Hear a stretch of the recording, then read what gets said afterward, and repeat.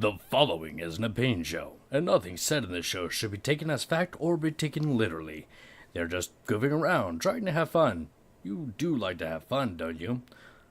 Also, this show is not for kids, so listener discretion is advised.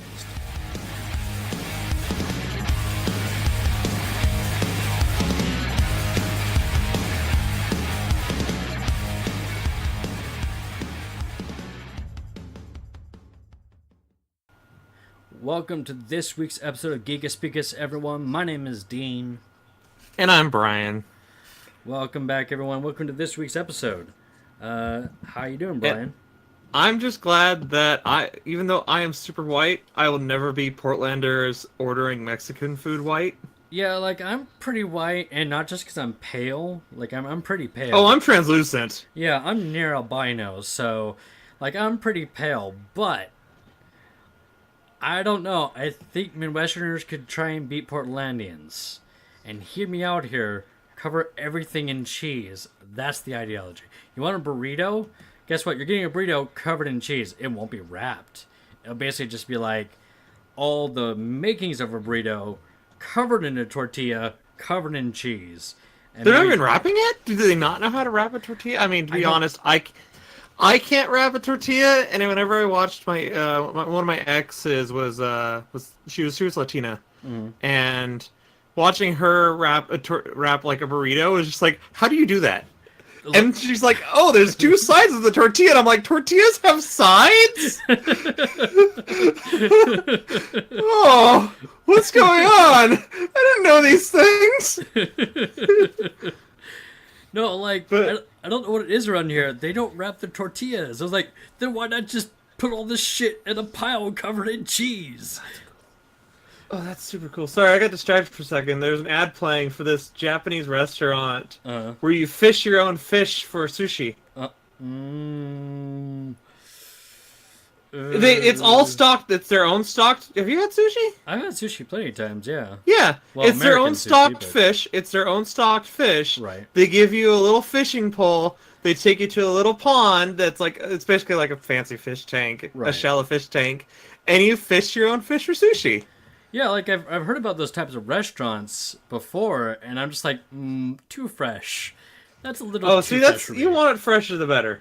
Well, I'm not eating traditional Japanese sushi. The only thing you can get around in the Midwest is American right. sushi. You're in the Midwest. We actually have some decent sushi places here in Portland. Well, yeah, because we're not by coast. We have to import our seafood. That's why also there's a lot the of crab. Pacific Northwest has a huge Japanese population.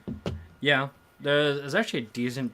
Weirdly enough, I know they're not the same, but there's a decent Chinese population in this area because of a local university. But what was I saying? Okay, yeah. So mine, I was sitting there, went to grab a burrito for dinner because I wanted some food. Right. Spent money I probably shouldn't have, but whatever. And this couple was there before me, and they couldn't figure out what they wanted. So they're like, "You want to go ahead of me?" So I'm like, "All right, cool." So I went ahead of them, ordered super fast. I know how to actually say everything. Right. And then I'm waiting for my food, and I watch them order, and they're like, taking still forever. I think they ended up asking about some vegan options, and then they wanted the vegan beef mole. Go on. And some salsa. And they're like, "Do you want the hot salsa or the medium?" Well, no, we don't want the hot. And I'm just like, oh my god. And I'm sitting here just ordering can I get a supreme burrito, asada, and a large horchata. Ooh, I haven't had horchata in a while. Yeah, this place has decent horchata, but it's just still the difference. I'm super white, but I guess that's what happens when you grow up in Fresno. Oh yeah, definitely. If you grew up in the Central Valley, Southern California, any around that area, you've had if not, you've tried real at least once in your life, unless you're a sheltered person. Yeah. Speaking of California, I have a project I am working on that I can provide a link for later. I just came up with the thought of I'm working on a Pokemon region designed after California. There you go. Now let's go ahead and dive into this before we get into our normal news, because I want to talk about this a bit. Let's see. Do you mind if I go ahead and describe what you have here, or do you want to do it? Yeah. Go ahead and describe. Okay, it's an area inspired by the western United States, mainly California, the Pacific Northwest, and the Southwest. The themes of duality, rivalry, consumerism, and environmental issues. So it's going to be split to the north and south. Now, are you going to do that as like anything red in and brackets? Uh-huh. Anything in brackets is a placeholder name. But yes, the north and south are going to be like red version, blue version. Okay, so like if you've got the north version, you're playing the areas of like San Francisco, Portland, Seattle, Sacramento, sort of thing. Yeah, that's Okay. gonna be like I want the whole like basically I want both versions to explore the whole area, but your main focus in north would be that one, and then south would be the other one, and then you'd go to the other area in later game. Gotcha. So you go from like Seattle to I don't know what would you call that? Water City? I don't know yet. I wanted you to start in the middle, like a Fresno area, kinda. Right. And then work your way up or down. But yeah, I haven't thought of any city names, but like I'm just using placeholders. Like I want like a Seattle, Portland, like hipster town with bridges and water, and then like like a San Francisco that's all hilly with stuff, and like a LA and stuff. So I mean that does sound pretty cool. So you depending on which version you start off with one of the others. The northern version, which that's a placeholder like you had mentioned, is temperate forest, misty coast, with cities inspired by like San Francisco, Portland, Seattle, or Sacramento. You didn't put that one down, but that's I didn't put Sacramento down. I may add that one because I'm actually thinking about combining the Portland and Seattle Yeah, into one city. I'm sure there's some Seattle people who are very upset about that comment. Whatever. And so the professor would be Professor Sequoia, which does make some sense given the Sequoia National Forest and all that. With a rustic charm, that's actually. Go ahead. Keep on. Sorry. That's actually what I really miss about California, by the way, is the Sierra Nevada mountains. And then consumerism is big here, makes sense. And then the southern area is going to be desert and sunny coast with cities inspired by Los Angeles, San Diego, Las Vegas, and probably Chico. With Professor Palm, with a more glitz and glamour charm, pollution is a bigger issue here, which makes sense. And I'm thinking of making the bigger issues, the things for the teams. Yeah, so what would you say, like Team Grime for the South and Team, I don't know, 1% for the North? What would you do for the... I'm not sure. I'll put the 1% in brackets. Same thing with Team Grime. Team... If you, the listener, has And any ideas, put them in emails. And honestly, I wouldn't be against doing like a minor team and a major team like Sun and Moon did. Right. Because they had Team Skull, and then you beat off Team Skull, and you had to fight someone else. Oh, yeah. Well, Team Skull was never really a challenge, let's be honest here. Yeah, exactly. I want some like not challenging teams, North and South, and then an overall like bad guy team for both versions. Okay, where's the bad guy team based out of? I think Vegas, personally, but... I can do Vegas, yeah. It makes a lot of sense. A lot of gambling, a lot of like what people consider sin. It's a good place to do something sketchy because a lot of sketchy things are happening. Not like what we're from is any better, honestly. But I mean, we're smaller, so. Well, the way I'm thinking of having it happen is, so like you're playing North version. You head north first. You do those gyms north, and then you head south. You do those gyms. Right. And then at the convergence point, so in South. In Pokemon South, you go south first, and then you head north and do that. Right. After you converge those, you go east. You head. Go ahead. I'm thinking like a Vegas, maybe like a Salt Lake City kind of thing. Yeah. I'm thinking. I still believe this. You should put a grass gym in Fresno. It makes a lot of sense given how agricultural the area is. Well, I was thinking because Fresno was the place was basically my placeholder for the start. Right. Because it's the central area. Uh-huh. Though I might be able to do that because it is a large city. You know what? I may make Fresno the grass placeholder name. and have that be your first major city you encounter. Like, hear me out. Like, the starter town, it makes a lot of sense because every time you start in the starter town, it's always small in Pokemon. Your starter But town could be Fresno like, isn't small. I know, I was gonna say you can start in like Clovis or Herndon, and then like the Yeah. grass gym or like Tulare or something, and then the grass gyms in Fresno, and then like if you got the North version, your water gyms in San Francisco or Seattle or I Portland. haven't decided on the gym orders, but I think I may make Fresno be the first gym. It makes a lot of sense if you're gonna start in Central Valley because it is a large city in California. Make that the first gym, and then you split off from there. Yeah.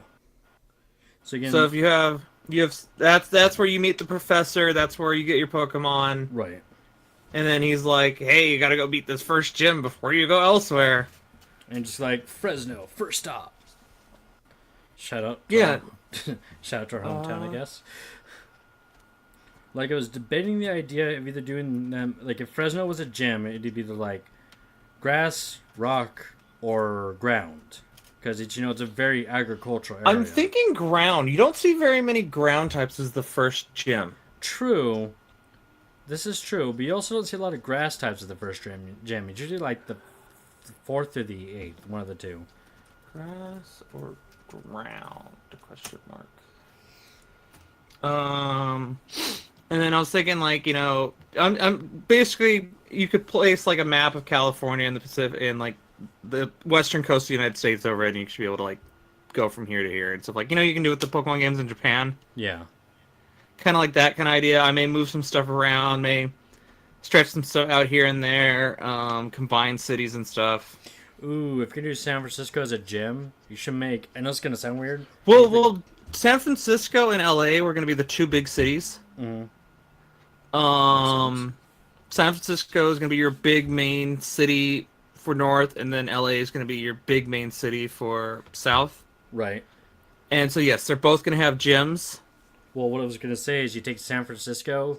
I know this is a big cliche given the media we grew up with, but make like the Golden Gate Bridge the gym, like at the top of it or something. Yeah. I mean, There's also that weird pyramid building that would be perfect for a gym, too. oh yeah, that would. Never mind. Take that back. That would be perfect. So I was going to do that, and then, but there's going to be, like, a Golden Gate Bridge. There's going to be, like, a Golden Gate-esque bridge that's, like, a huge bridge that you encounter. Yeah. Going in there, and, like, yeah. Yeah, I get you. And you pass like through like Sacramento and Redding for the north, or you pass by like Anaheim on the south. Anaheim's not particularly large, but still one of the larger areas in Southern I was California. trying to do like, I guess 3 gyms north, 3 gyms south, Gotcha. with the central gym, and then the one to the east. So Right. Vegas would be the last gym, or even Vegas might even be the no. I'll move stuff around. Mhm. Salt Lake would be the. I'm gonna do kind of like a Salt Lake, kind of Colorado high area for the final gym, and then Vegas will be where the Elite Four basically would be. Okay. Yeah, that makes a lot of sense. It's a very showy, good place to hold an Elite Four. And then like level of the Pokemon you encounter Mhm. are going to be like opposite. So like you run into the weaker stuff north in North version, but they're basically like evolved forms of them when you Right. encounter them in South. Gotcha. And I'm thinking, I'm thinking like a. So Gym 1/5 would be.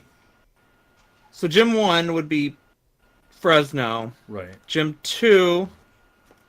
Let me write that down. 1 Fresno. 2. Oh,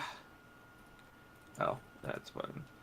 2 slash. What would that be? Be- 2 and 5. Well, there's gonna be 8 gyms if you want to follow the normal. Well, yeah. I'm just trying to.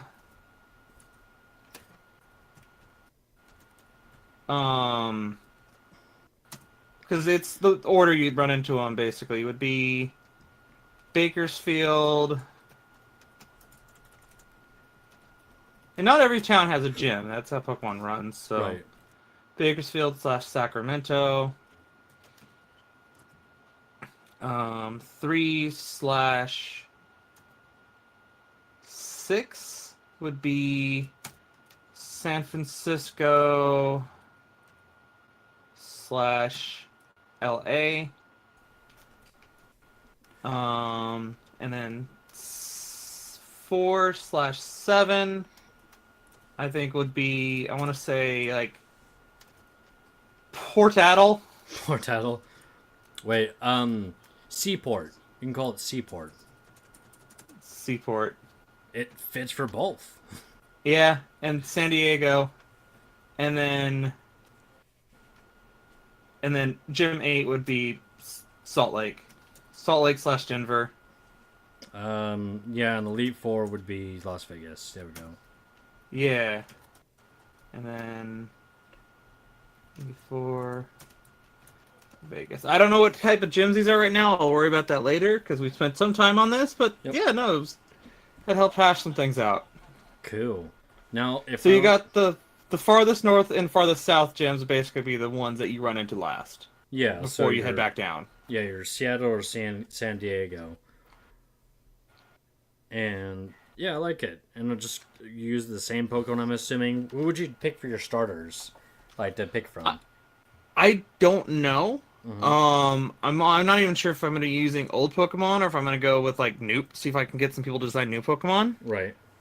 But your standard, water, fire, grass starters. Ooh, hear me out of here. It's okay to use the 600,000 Pokemon that already exists, but bring in some of the rejected Pokemon. Yeah. Like the Shark Spear we brought up last episode. Yeah. Or the Angry Cactus. Whatever that was. But right now, I'm not worrying too much about the Pokemon that are actually in this world. I want to develop the area first. Right. Now we need a concept artist. Haha! And if you're listening and you're a concept artist, you're welcome to it. Ugh, burp. All right. Shall we go to the trailer talk? Trailer talk. Okay, this first one I'm sure you're stoked for. Oh yeah, Christopher Robin! Oh my god, this next trailer is so heartwarming, and I'm just I am still getting a very strong Hook vibe off of this still. I like Hook, so I'm so, okay with that. So am I. Don't get me wrong. It's just there's gonna be a part 2 that feels like Smurfs for some reason. Oh.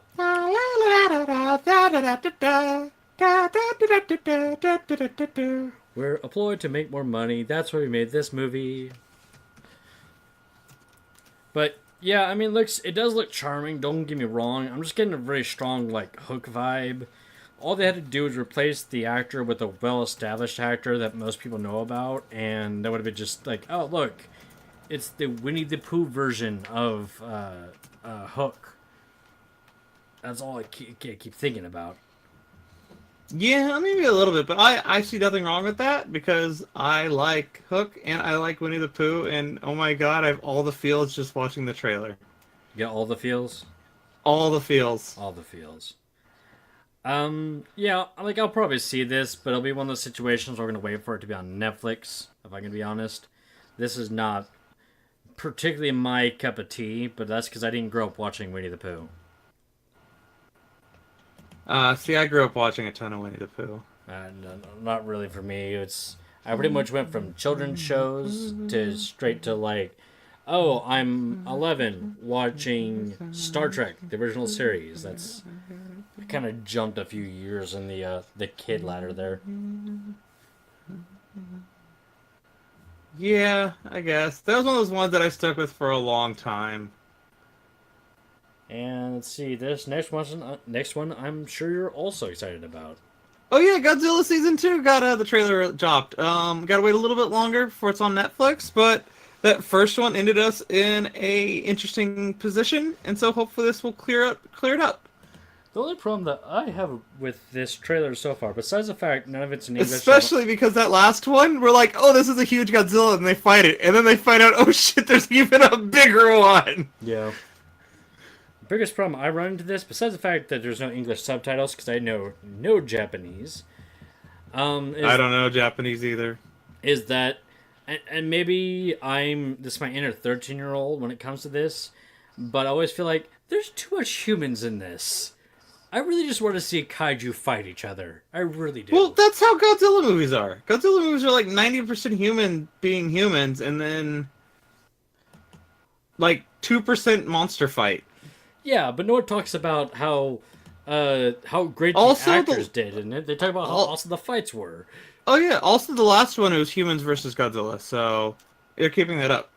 Though I am hoping we'll get a King Ghidorah equivalent. I'm not gonna lie to you. Like I said, my Japanese is non-existent, but I swore I heard Mechagodzilla at one point.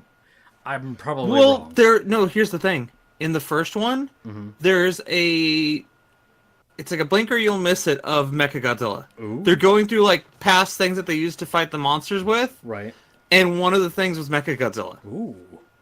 You have and it's like blueprints and stuff, and like it's just legit. Mechagodzilla exists in this world. Sweet. Okay, maybe I'll watch it then, just for Mechagodzilla. Like it's only like 2 seconds, but yeah, Mechagodzilla. Nice. Well, speaking of Mechagodzilla, I finally watched that scene in. I went out and found the clip of it from Ready Player One of Mechagodzilla versus the Arc 78. Honestly, I'm a little disappointed. Really? It was cool. It was well animated. I love that they even did like the Godzilla theme when he like got full Godzilla. I'm glad the Gundam looked really good, but it was one of those things of that was it. Yeah, it was more of a throwaway to help the main hero get to their point. I mean, I still liked it, but it was cool, but it was disappointing at the same time. Cause like, oh man, that's super cool. It's good, but at the same time, I'm just like, oh, that's it. All right. Fair enough. I'm glad I didn't pay for that. I mean, overall, if I'm going to be honest, the movie was not bad. Like I said, I don't think it'll hold up. It's definitely not Spielberg's best movie, but I still enjoyed it. But I'll probably not buy it on DVD. Okay. But I may watch it when it comes onto like Netflix or something. I, however, did buy My Cousin Vinny, because that's a pretty good movie, with a Deadpool cover on it. Nice. Yeah.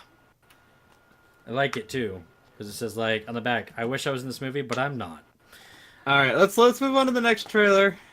Yes! Distraction cast. Superfly! Superfly! Sorry, I love those old, like, Blaxploitation movies from the 70s and 80s, because they were awesome. I do enjoy Blaxploitation. One of my favorite scenes was the one, I think it was in I'm Gonna Get You, Sucker, where, like, the dude takes out a few cops. He just gets surrounded by cops who open fire at him. It just kind of walks away wounded out of that. I want to say it's Dolomite, or you can see the boom mic appear into shot on occasion. Yeah. And that's amazing. Okay, no, Blaxploitation films, like 70s Blaxploitation films are amazing. Yes. Oh man, I love those movies. And we're getting a remake which is taking itself probably a little too seriously. I hope that's just for the trailers and the actual movies just like it's that over the top series that Blaxploitation films had, where it was still bad, but they take themselves too seriously. I want that, but if I'm gonna be honest, I'm pretty sure this is gonna be because it's gonna be the For Reals remake. Yeah, if they were to you know how they remade Evil Dead, and it was like a for real horror movie. I think this is the equivalent. This is like a for lot real of things are doing movie. that. Like we're gonna take this action comedy from the 80s, and we're gonna make it super serious. Like Dredd. Well, Dredd was super cool, actually, and more to the comics. Yeah, I know. Dredd was like the comics, and nope, don't talk ill of Dredd, because Carl Urban in that whole scene where he's like high on that drug, where they do that drug and it's all slow motion, and the movie is beautiful. Also, the Stallone Dredd is nothing like the comics. I know, but it's so bad it's good. No, I was thinking more like Miami Vice. Oh yeah.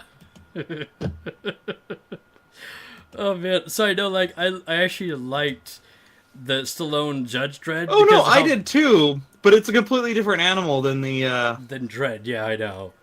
Like Judge Dredd, the Stallone was supposed to be serious, and it just came off really goofy, like and they try to make it serious, and but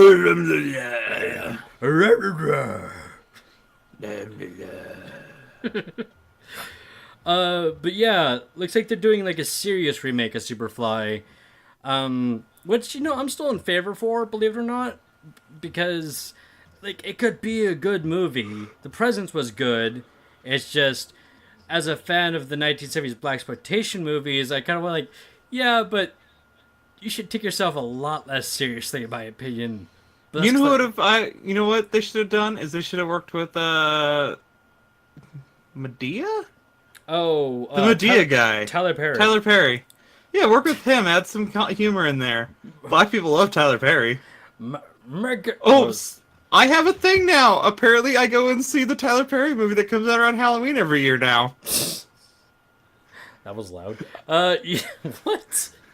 Yeah, no, I started doing it year before last. My buddy Damaris asked me if I wanted to go see a movie. We ended up seeing it, and then we saw the sequel together. And so there's going to be another one. We're going to probably go see that one together. Okay. Yeah. All right then. I don't know. I'm looking forward to this personally. I mean, it looks good. I just found about this yesterday, but so far so good. Other than the dude's haircut makes me wonder what the fuck he's doing, but that's just me. Yeah. All right, let's continue on. Wreck-It Ralph 2. It looks like the Emoji Movie, but made by competent people. You know how much I actually don't want to see this, and it's not for the reason you think it is. It's the part where they enter into like the internet, the internet version of Disneyland. They immediately lost me. They right there. I'll be honest, the first Wreck-It Ralph kind of messed with me because I had friends who were just like into it and they wouldn't stop talking about it. So when I finally saw it, I'm just like, oh, that was cute. Yeah. They overhyped it and it kind of ruined it. This one, there's some funny parts in the trailer. I like the whole thing with the princesses. Oh yeah, no, that was good. Don't get me wrong. Where they're like, are you this kind of princess? Are you that kind of princess? Are you this kind of princess? Does everyone think your problems are solved now that a big man is in the scene?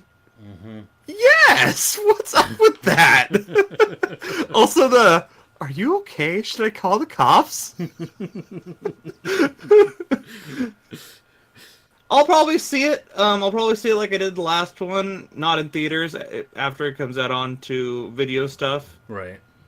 So yeah, I'm kind of the same boat. I'm probably gonna wait until it's like I have to go to a friend's house who has a kid, and they're like, "Oh, we play this 50 times a day to appease the child." Yep. What's next? Let's see here. Hold on. Bumblebee.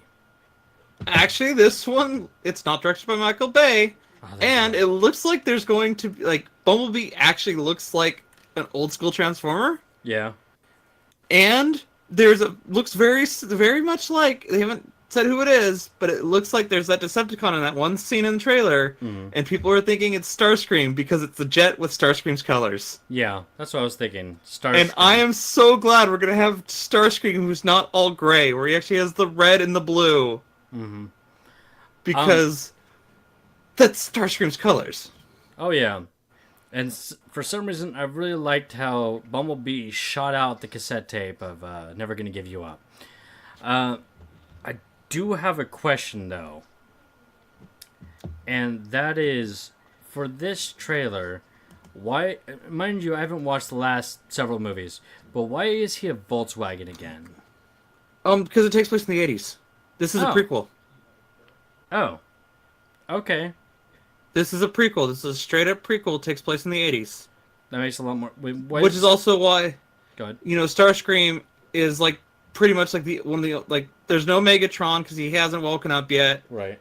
And I think it's just going to be Bumblebee versus, like, a handful of other robots. Or humans. Seems like Humans and Starscream. Well, yeah, Starscream, but yeah, no, it's a prequel.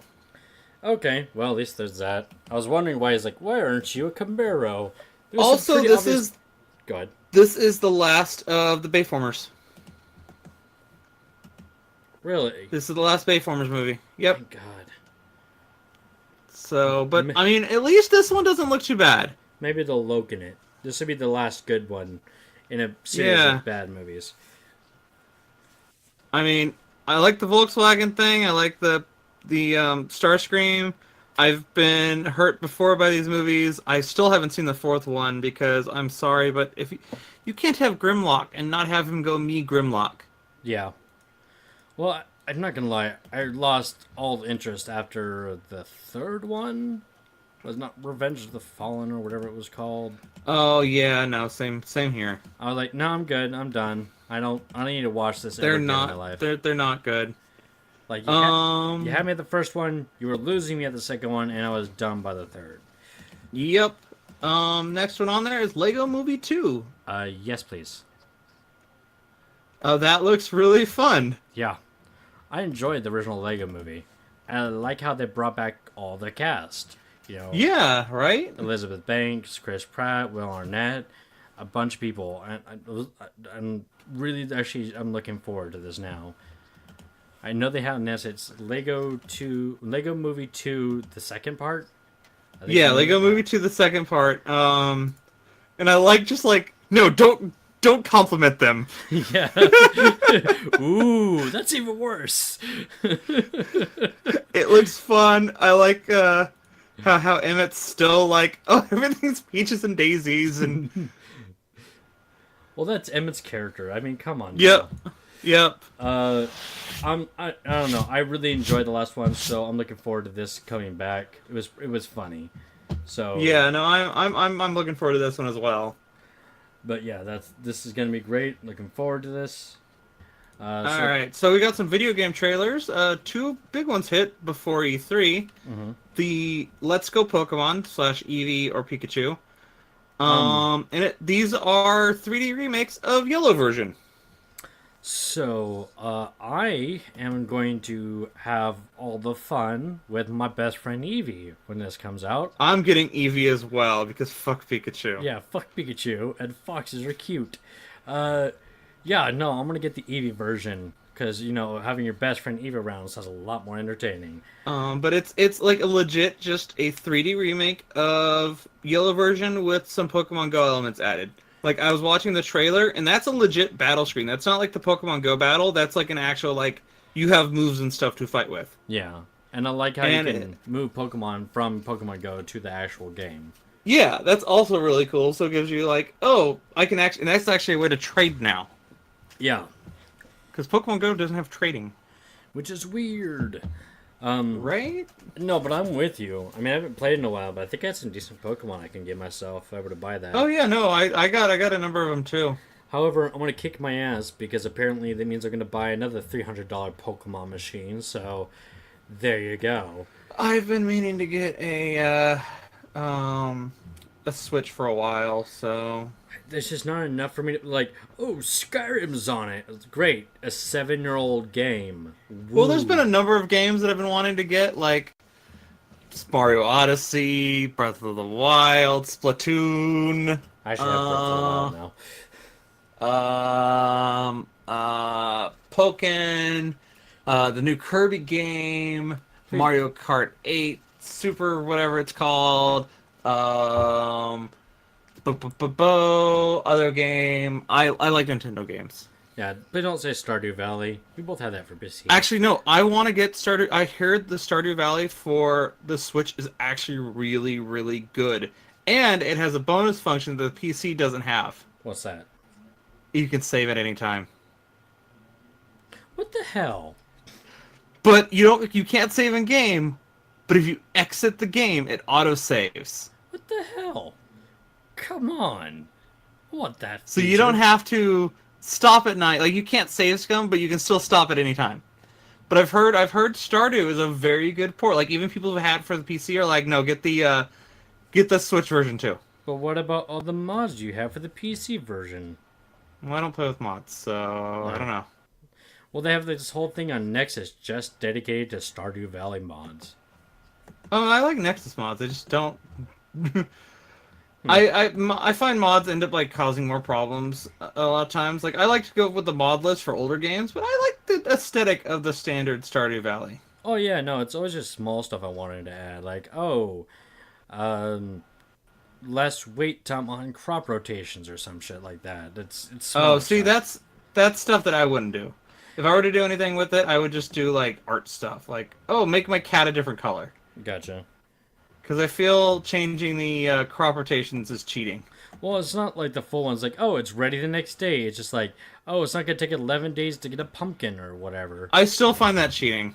Fair enough. I'm impatient. Like anything that actually changed the game numbers, I consider cheating. I'm impatient like that. I'm like 3 days. I'm okay with 3 days. Don't make me wait 11 for a damn pumpkin.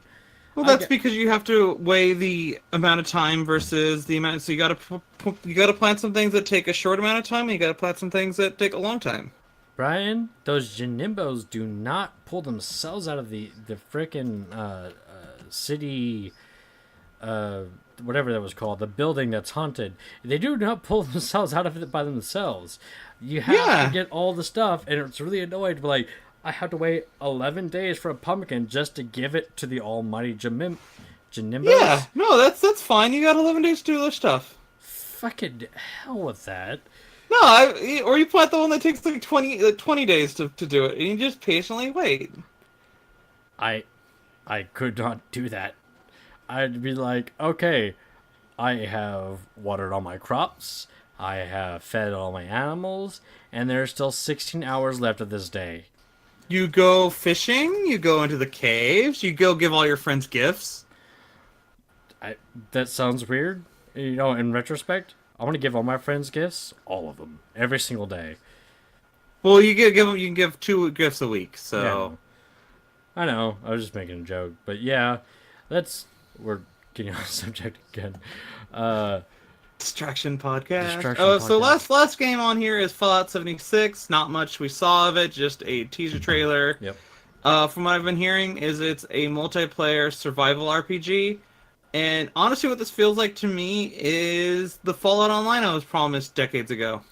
Yeah, the Bethesda killed. Oh, well, they Yeah. didn't technically kill it. The lawsuit did, and Interplay went under, is what happened. Yeah. But Fallout 70, Vault 76, if you don't know, is like one of the few placeholder vaults. Basically, it's a control vault. Yeah. So if you don't know, in Fallout, all the vaults are experiments. Yeah, well, Except for like a handful.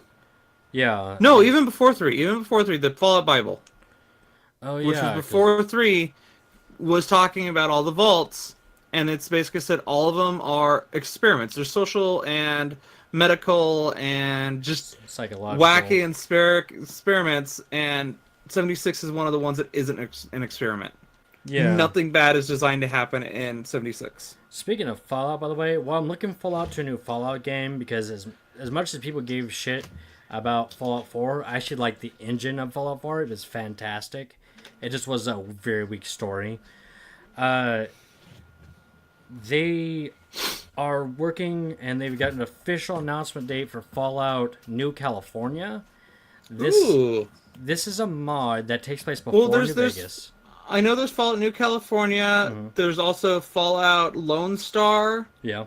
and there's also Fallout. There's I can't remember the name of it, but it takes place in the Portland area. Yeah, it's like Cascadia, I think the name of it is. Yeah. But Fallout New California takes place before Fallout New Vegas, and they've been working on it for like 5 years now, something like that, 5-8 years. They've officially announced it's coming out this October, and I've been following them for like a good chunk of their development process, and I'm super excited. All right.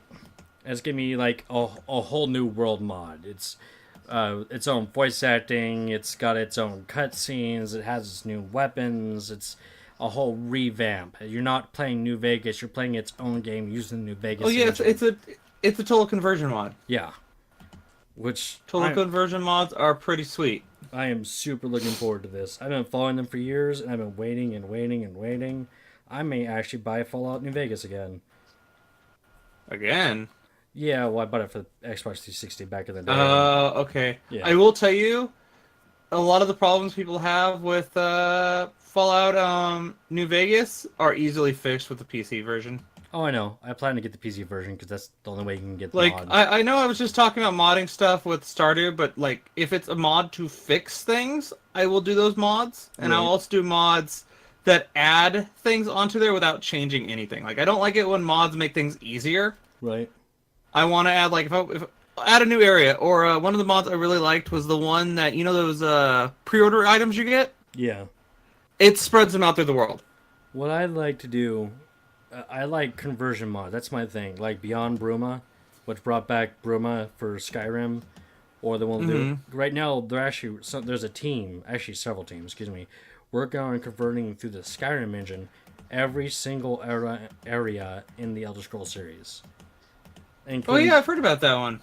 It's a bunch of different teams working together in a Marvel Cinematic Universe like style, where all take place at the same time. And it fits the current canon of the game, so you're not just like, you're playing Skyrim and suddenly you go back in time to Vanderfall from Morrowind 3. It's Skyrim at the same time as Skyrim, or it's Vanderfall at the same time as Skyrim. So, yeah, no, that's pretty. Yeah, I've seen that one. That one's actually pretty cool. I'm looking forward to those. Shall we get on to some news? Yep. I'm sure you're psyched about this one. Yeah, actually, as I was talking earlier about my thing with Ready Player One, that was enough to let Hollywood to start looking on making a Mobile Suit Gundam movie. And I know people are like, but Hollywood can't make anime movies. Here's the thing about Gundam: the original Mobile Suit Gundam, all the Gundams, like the casts are always multicultural. Right. They're never just like Japanese people. It's like I want to say like Amaro's from like Wisconsin. Bright Noah is from Montana. They're all like Maxwell. Duo Maxwell's from New York, but that was Gundam Wing. I'm hoping what they'll do, if they do this, is I don't want them to do a repeat thing of Gundam, Mobile Suit Gundam, because that's rehashed, that's done in the 70s, whatever. No, make an original story, work with the company, and make an original story that takes place during the war. Okay. You can even make your own Gundam for it. Make your you probably have to use the Zaku's and stuff because it's the 1 year war, but have an original story because there's so many side stories and stuff that happened during that time. Maybe do some like in the startup introduction explaining the world and stuff that movies have to do. Have some scenes of like important scenes of the 1 year war going on there. So you see like a scene of like the RX-78 clashing with Char Zaku. You can have the whole thing of the what are they called? The GPO-1 versus the GPO-2 from well, that might take place before. Depending on where it is in the timeline, show like close climatic battles that happened beforehand. Right. To give people a sense of like, oh, these are what Gundams are. Yeah. Well, it makes a lot of sense. You gotta build in a movie. You have to build a world, and it's okay to kind of give like an idea of what it was before the movie starts, as long as you're not doing like half the movie, unless it's actually relevant to the rest of the movie. And because it's hard to do RX-78 because a lot of the RX-78 stuff has been already cataloged, I wouldn't be against like a one scene where they encounter each other. Right. That'd be cool. Yeah. Because that's the Gundam. Right. Well, it's like the Gundam that everyone like. I don't even watch Gundam, and I know what you're talking about. Yeah. It's iconic for the series. It's iconic, just period. Yeah. When people think Japanese robots, they usually think the Gundam. Well, they even made like, what was it, a 20-foot statue of it in Japan? Oh yeah, it's the unicorn now. There's a mural. There was, I don't know if it's there anymore, but there's a mural a couple blocks from me of it painted on the side of a building. Nice. Yeah. Nice. But I'd be down for it depending on who directs it and what they do with it. I'll be keeping an eye on that. Right. I mean, I'm hoping it's not too disappointing because unlike other things like, say, Death Note, it's not reliant on everyone being Japanese or it taking place in Japan. Yeah. Well, I mean, there's still someone who's going to be upset. Why aren't they Japanese? Well, if you pay attention to the cast, they were not all Japanese. Amuro Ray. I know I know him, Bright Noah, Char are all white. Yeah. And then you got there's a Mexican dude who risks his life to save, Amuro. But yeah. Yep.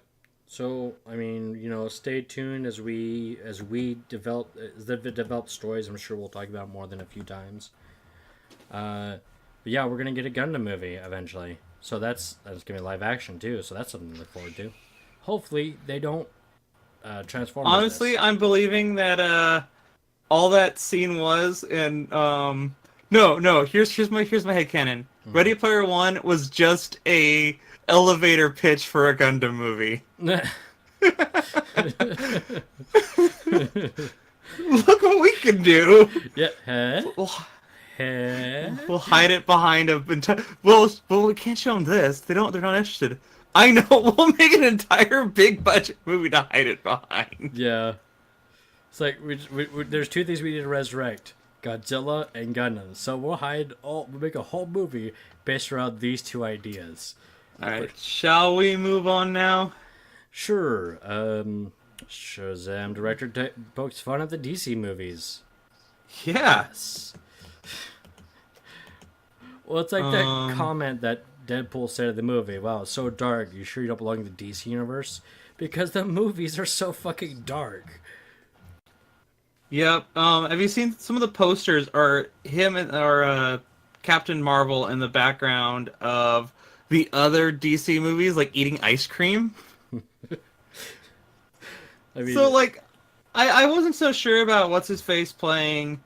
Zachary Levi playing. I guess it's called Shazam now. Shazam. Right. But you know what? I'd be down for this. Like, one of the problems with like Man of Steel is just how grim and serious Superman was. Oh, definitely. They were taking it way. Well, too don't seriously. You know what Zack Snyder's working on next? Yeah, actually, matter of fact, a Fountainhead movie because that needed to exist. Right? No, I'm good. Screw It that. explains a lot, though. You know what? It explains a lot. If Yeah. that's his dream movie, it explains so much. Yep. But yeah, I mean, yeah, Zachary Levi, who is playing Shazam. I mean, I've seen pictures of him. He surprisingly fits the look. He's a lot thinner than I thought he'd be, but he fits. But he still fits. Yeah. I went from being kind of like to all right. Yeah. Let's see. I'm not outright rejecting you. Well, I mean, I like excuse me, still Captain Marvel to me. Anyway. Captain Marvel. Yeah. Billy Batson. Billy Batson. I like the character, but I'm not the world's biggest Captain Marvel fan. I just like. Yeah, neither am I. Moving on. I hope they have Talking Tawny. That's the one thing I hope. Right. You know who Talking Tawny is, right? I want to say the dog, but I'm probably wrong. No, it's the Tiger Man. It's like his butler, and it's a man with like, it's basically like you've played D&D. You remember the tiger people? Yeah. He kind of looks like that, but he's wearing like a dapper suit and doesn't have the weird backwards hands. Alrighty then. Yeah, his name is Talking Tawny, and I hope he's in this movie. If he's in this movie, I will support it, no matter what. Moving on, Old Man Flies Jets one more time. Top Gun 2 in production. Can I just give a big resounding no on this one? Tom Cruise, you're old. Stop pretending like you're not. Well, Tom Cruise is old. I also just have stopped caring about his movies because he's fucking insane. Highway to the danger zone. Also, and this is going to sound a faux pas, but I really didn't think Top Gun was that great. It's not. It's very homoerotic. Totally. Happy Pride, everybody. Happy Pride Month, everyone. It's very homoerotic. Playing with the boys. Do do do do do do do. Yeah, I'm just playing with the boys. But yeah. I can make those jokes. Oh, yeah, I can't. Otherwise, I'd make one right now. Uh, but yeah, like no, a big resounding fuck no. We don't need a remake or a sequel. Just It's fucking gonna leave be it a alone. sequel. Fucking leave it alone. Jesus Oh Christ. man, it's even a vulgar distance between it. Independence Day 1 and 2 had a shorter space between them. This movie came in like 89, 88. Yeah, it was like mid to late 80s when it came out. Top Gun? My dad was an extra in that movie. Really? Yeah, literally, Huh. he's there literally for one scene, and it's you wouldn't know it's him if you had seen it. But literally at the end scene, whenever they're talking on the flight deck, and you see a guy in the background like flagging down a plane, that's my dad. Oh, okay. Yeah. Top Gun was released in 86, and Top Gun Maverick will be released in July 12th, 2016, starring Tom Cruise and Val Kilmer. Wait, you said I'm glad they 2016? got Val Kilmer back. 2019. Okay. No, please, just fuck no. By the way, I don't. Did we talk about this? I'm not sure. No, wait, we did talk about it. They're bringing back Bill and Ted. Yeah. But no, we don't need another fucking 80s remake of a movie that wasn't that good. This movie will reportedly focus on the end of the dogfighting era and the role of drones in modern aerial warfare. Didn't they do that with Stealth? Wasn't that the whole movie was about, like, a drone, like a stealth drone fighter, like a movie nobody saw apparently? Tony Scott, who is the director of the old one, committed suicide a couple years ago. Well, that's sad. Yeah, 2012. He jumped off a bridge. Holy shit. Shit. He didn't Oh. want to end it. He wanted to end it. Oh shit. He was the brother of Ridley Scott. Oh shit. The brother of Ridley Scott. He described his brother's death as inexplicable, contradicted the coroner's official by saying that Tony had been fighting a lengthy battle with cancer, a diagnosis the family elected to keep private during his treatments and in immediate wake of his death. So he was dying of cancer and decided to go out his own way. Ooh. But still, he was the brother of Ridley Scott. Well, I can't make fun of this movie anymore. Let's move on. Oh no, you can still make fun of Top Gun. Let's not. It's pretty. Let's not have a sequel, please. Yeah. But Basically, he was Tiger. working. Okay, you know what? I will say this movie should come out for this reason. Hmm. He was working on it. And basically, it's Jerry Bruckheimer finishing the movie for the guy. Yeah, but Bruckheimer's a lot of hit and miss. Yeah, but still, I'm not going to see it, but let's just let it happen. Speaking of things that fly, Oh yes, things that fly. um, So there's a Crow remake, which and it's grounded again. Tish. I have a feeling a murder's in progress because they're gonna kill this movie series again. Tish. Yeah, no, leave the Crow alone. It Okay, wasn't even that good. It First wasn't even off- that good, but like you can't touch it because Brandon Lee. I mean, yeah, everyone who's made. Okay, first off, you can't make a Crow remake because every Crow movie it's a new story. So having a Crow remake is like saying you remade an existing Twilight Zone story. You didn't remake it. You're just rehashing a new idea, an old idea. First off, looks like they're Jason Momoa and their director withdrew from the film. Yeah, because you're being haunted by Brandon Lee. yeah, You're being haunted by the real Crow. you'll never live up to 20-year-old standards. Ooh. Goth people won't want to dress as you at clubs. No one's gonna want to see my face, Jason Momoa.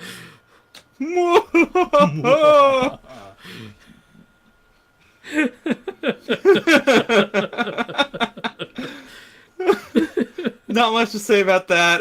It got grounded again. Yeah. We talked about this in the next one. We talked about it in the trailer talk. Just more stuff about Lego Movie 2. Yes.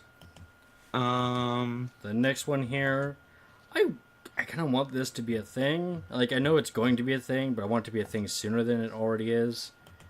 Oh, Disenchantment. Disenchantment. Yeah. Oh man, Bill Oakley and Matt Groening back together. Yeah. By the way, if you don't follow Bill Oakley's Instagram, I highly recommend it. He goes around reviewing like food, like fast food and like freezer foods. And he's great, and he lives in Portland, and like there's one of those reviews, like he was like outside of a place, and I'm like, wait a moment, I know exactly where that is. Nice. I know where he's at. I know where that Safeway is. I've been there. I would love to meet him one of these days and living in the same city and finding out that he goes to like areas nearby where I live. Dude, there's a lot of celebrities who live in Portland now. Did you know Chris Pratt lives in your area? Really? I did Yeah. not. He lives in the outskirts, from my understanding. I don't know where, but Chris is like main house when he's not acting. This may have changed though. Whenever he separated from Anna Faris, I think her name was. Whenever they separated, this may have changed. But back when they were together, when they were not doing their movies and shows, they were living in the Portland area. Oh, that's cool. Yeah. I need to start stalking celebrities. Well, I mean, there are plenty up there. Maybe you'll find the Waz. Geekus Speakus Productions does not condone the stalking of celebrities. Do not stalk celebrities, harass celebrities, or cause them to make their to delete their Instagram and social media accounts because you can't keep your opinions to yourself. No matter how fabulous their lives are. Yes, but yeah, no, I'm excited for this. I've liked the shows Bill Oakley's worked on. I like the shows Matt Groening's worked on. Yeah, and it looks like it did what Futurama did for sci-fi, and it's doing this for fantasy. I'm looking forward to this, and I hope it's as as clever as Futurama, because Futurama didn't seem clever unless you were paying attention to a lot of what was going on in like the background, well, the references. With that were just Bill Oakley being showrunner, I'd be surprised if it wasn't. Yeah. I'm hoping that this will be good. It's the same art style. If you look at it, you can see a lot of similarities between this and Futurama. Oh yeah, Matt Groening has a style. Yeah, well, it comes from his time when he was drawing Life in Hell, I think it is. Correct me if I'm wrong. Yeah, he was Life in Hell. So Speaking of from Portland, so is Matt Groening was from Portland. Yeah, but he grew up in Springfield, the area. Oh yeah, but a lot of the names from The Simpsons are like streets and places and stuff from Portland. Yeah. So, moving on. There's a Fett movie in the works. I want it. So after seeing Solo, which we both saw, yep. I want it to be a sequel to Solo. But if somebody's like, no, we don't need another Solo movie. No. I don't want it to be about Solo. I want a trilogy of an overarching like crime movies, right? And we're actually following like the Kiva thing. If we're gonna do a Fett movie, I want to do the Fett that actually did something important in the movies, and that's Django. And they're focusing on Boba, who just stood around for 3 fucking movies and then because he's cool looking. God damn because it! I have an entire shelf dedicated to Boba. I will fight you. You can enjoy Boba, but he just stood around. No. And all the here's cool the stuff thing. happened, and now the extended universe. Yeah, here's the thing: here's a chance to have him do cool stuff in the movies. But what about Django? Django gets his head chopped off like a chump by literally the second best Jedi in the council. Also, they explored his thing in that game, and there's not much to tell. Well, they're making these movies take place. This is the Fett. It's gonna be Fett. It's gonna take place between. From what I've been hearing, I want it to be a sequel to Solo. It's another crime movie that takes place after Solo. I mean, it doesn't have to have Solo in it. Yeah. But it's still dealing with that crime stuff. Look, I'm just saying. First off, you knocked Django for getting his head cut off. It's literally the best. He's the second best Jedi in the order. You can't really give him shit for being knocked out. Third best. Okay, at the time he was second best, but yeah, third best. Mace fucking Windu, literally my favorite Jedi. And not just because it's Samuel L. Jackson, because his now extended universe background in Future was pretty kick-ass. And I don't know. Look, the extended universe. Because I don't know. I don't know how you do a Django. I want to see. Also, the bounty hunter game is no longer canon, so it doesn't. Oh yeah, you're right. It's the Well, we same saw with Call of Boba Duty. and Clone Wars, but I want to see make this the movie about how Boba became the most feared bounty hunter in the galaxy. I guess. I don't know. I'm done. I have a friend besides you, obviously, who is also a fan of Boba. I'm just like, I don't fucking get it. I get He's cooler looking. Green is a cooler color than blue. yeah, but silver's a better color looking than off gray. Well, it's because it's all old and dented. Yeah, but I'm just saying, like Django was But you know what? in movie Personally, canon I would the better. prefer. What? You know what I would prefer? What? Also, they fight differently. Yeah, I know. Django is it has higher strength stat. Also, he's No, you know what? dual gunman too. You know what I would prefer? Hmm. This to be a Battle of the Bounty Hunters movie. Yeah, that I would want be to see cool. a bunch of Star Wars bounty hunters going out. Like make it rated R. Make it the first rated R Star Wars movie. I mean, you could. Make it like violent, and it's just the bounty hunters, just like bounty hunting. Ooh, I want to see a chase scene on Coruscant now. Kind, not like on the vehicles, but like when they're going from like on top of vehicle to top of vehicle, shooting each other. Yeah, Kick-ass and scene. they're all after like a big like score, the same score, and so you can have like Bosk in there, you can have IG-88, you can have the just do all those bounty hunters like plus extras because you know they're gonna survive Right. from Empire. Yeah, I can bring in Show why these guys are actually Greedo. like tough. Bring in. Oh yeah, have Greedo, have a couple ones from Clone Wars, and you can kill them off. Yep. Okay, Um, I am coming around about this, but I still want my Django movie. Sorry, I still think he's the better. I don't know. I'm not. in canon better bounty hunter. No, well, okay, yeah, current canon. Whatever. Next one on there. I'm not bitter at all. New Jane. Why are all there's so many sequels and remakes? See, this one I like this because I actually follow. It's a Jane Silent Bob movie. I like Didn't that. what's his face stop smoking? No, he still smokes pot because it's legal in California, but he's had. No, a I'm talking about the Jay guy who plays Oh, Jay. yeah, Jay. He's a recovering drug addict. He used to be on like heroin, oxycontin. Yeah. Didn't he Whatnot. stop all of his drugs? And Yeah, he then... stopped all. Yeah, he's got a 3-year-old daughter, and he's married. His wife runs what Kevin Smith's company. She does a lot of the stuff for it. Yeah, and then Kevin Smith is vegan now after his heart attack. Yep. So originally this was supposed to start filming back in January, but heart attack happened. So they had to postpone it. And people, I was wondering whether they were gonna if they were gonna make this or not, but they are.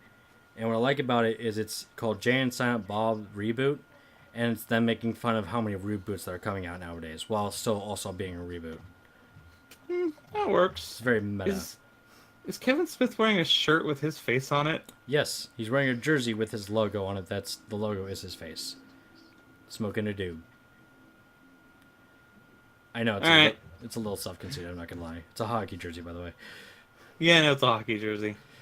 But yeah, they're gonna continue. They're gonna start filming this summer. And last I heard, but this was back last year, they're looking for extras in August. So anybody who's going out to the middle of the fucking desert in Southern California, there you go. All right. And moving onwards. Unless you had something more to say. No, I'm good. There's going to be a Joker movie for Jared Leto because that's what everyone wants. Literally nobody. I know nobody who liked that Joker. Joker fans hated that character. Yeah, you know what was sad too? It's one of those things that hits a point for me. If I can see like, oh man, if it's like honestly, it being just out of reach of being good is worse to me than it just flat out being bad. Like Right. you were so close. What happened? Yeah. In this one, if you look at him, like they edited him and took off all of his like tattoos, and he looked like a decent Joker. Yeah. Maybe And it it'll was be a just like prequel then? so close. You got so close. What are you doing? I don't know. He was actually one of the contributing factors as to why I didn't watch that movie in the first place. I was like, I'm not a It Joker was- fan, Better than Batman versus Superman? but I mean, was it really? It was more fun. Okay, fair enough.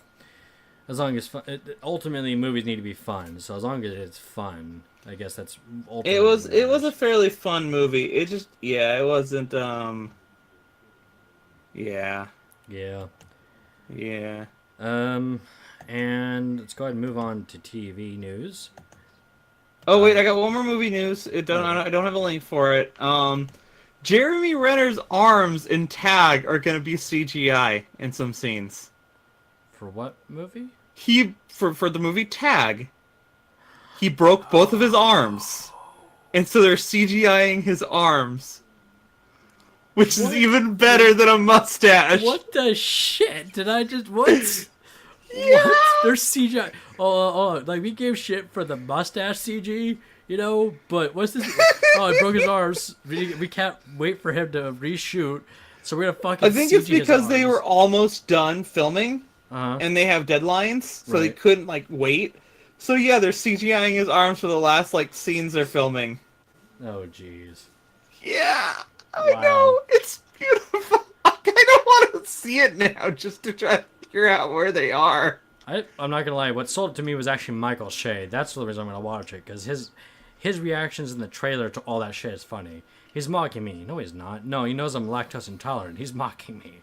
That was like, yeah, no, that's great. No, I'm gonna watch it because of him. But no, what? Why are seriously CG people? Why not just use some of the old seeds? You already got the seeds. We know you do.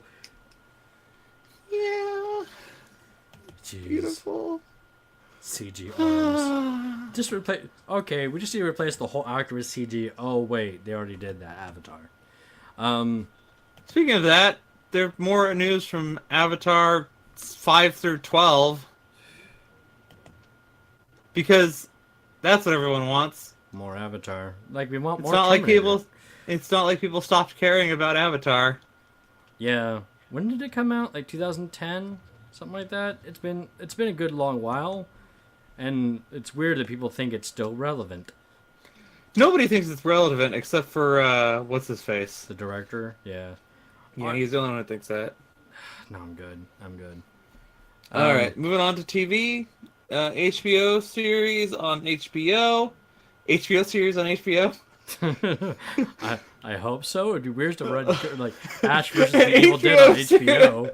HBO series on Showtime. No, there's a Watchmen series on HBO. Yeah, we actually Looks like they're bringing it up to a more modern time and Yeah. changing some of the stuff, but whatever. You know what? I liked the Zack Snyder Watchmen. Also, anything that causes Alan Moore to roll in his grave. I know he's still alive, but you can't tell me he's not sleeping in a grave. I'm the personification of vampirism. He's a wizard. The dude's a wizard. Well, it's true. Everybody who has a long beard is a wizard. That is true. Yes. That's the default. Moore. I need to get my wizard beard going.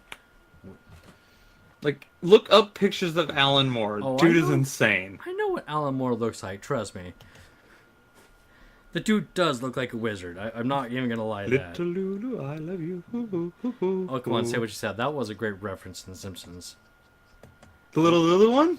Yeah, when he was like, Yeah, I love that one too. That's why I was singing it. It's also funny. I loved it because he writes such dark, gritty shit, and he's like really into Little Lulu. I was like, I get it. Well, one of his hardest to get comics is called Lost Girls, and it's basically the girl like Alice, Dorothy, and Wendy having sex. By the way, there are children at this time, and they're all having sex and having sexual encounters. What the fuck, Alan Moore? Yeah, Alan Moore. But yeah, we talked about the Watchmen series previously on an episode like last year, like early to mid last year. So yeah, Watchmen is not an adaptation or direct sequel, is what it's saying. Yeah. I don't know. You're the Watchmen. You know what? do you think? They're saying it's not an adaptation. It's totally an adaptation. It's got to be an adaptation. It's like, oh look, there's Rorschach. He's really just a nice guy, and that's it.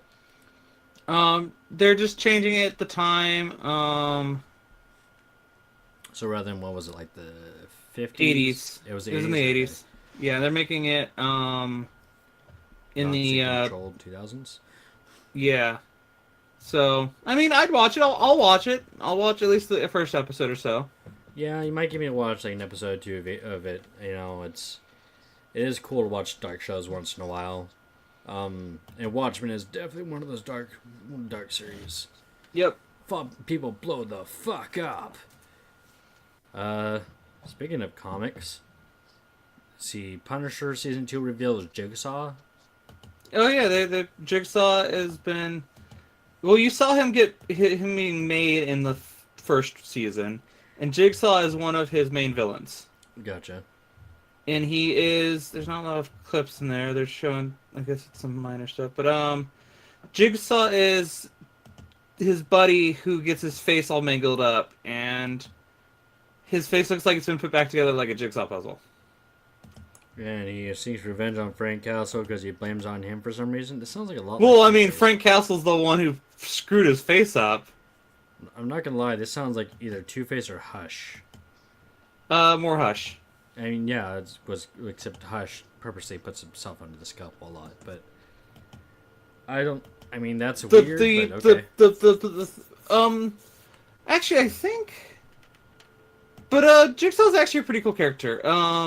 You saw him. He became like the final like bad guy in the first season. Have you seen the first season of? No, I'm behind my Netflix. He's like the first. He's like the main bad guy. Well, now I'm getting spoiler territory, so sorry. He's like the main bad guy in the first season. Basically, you find out he's actually like the bad guy, and then him and Frank fight, and Frank fucks up his face. No, damn. Yeah, like smashes his face over and over again into a mirror.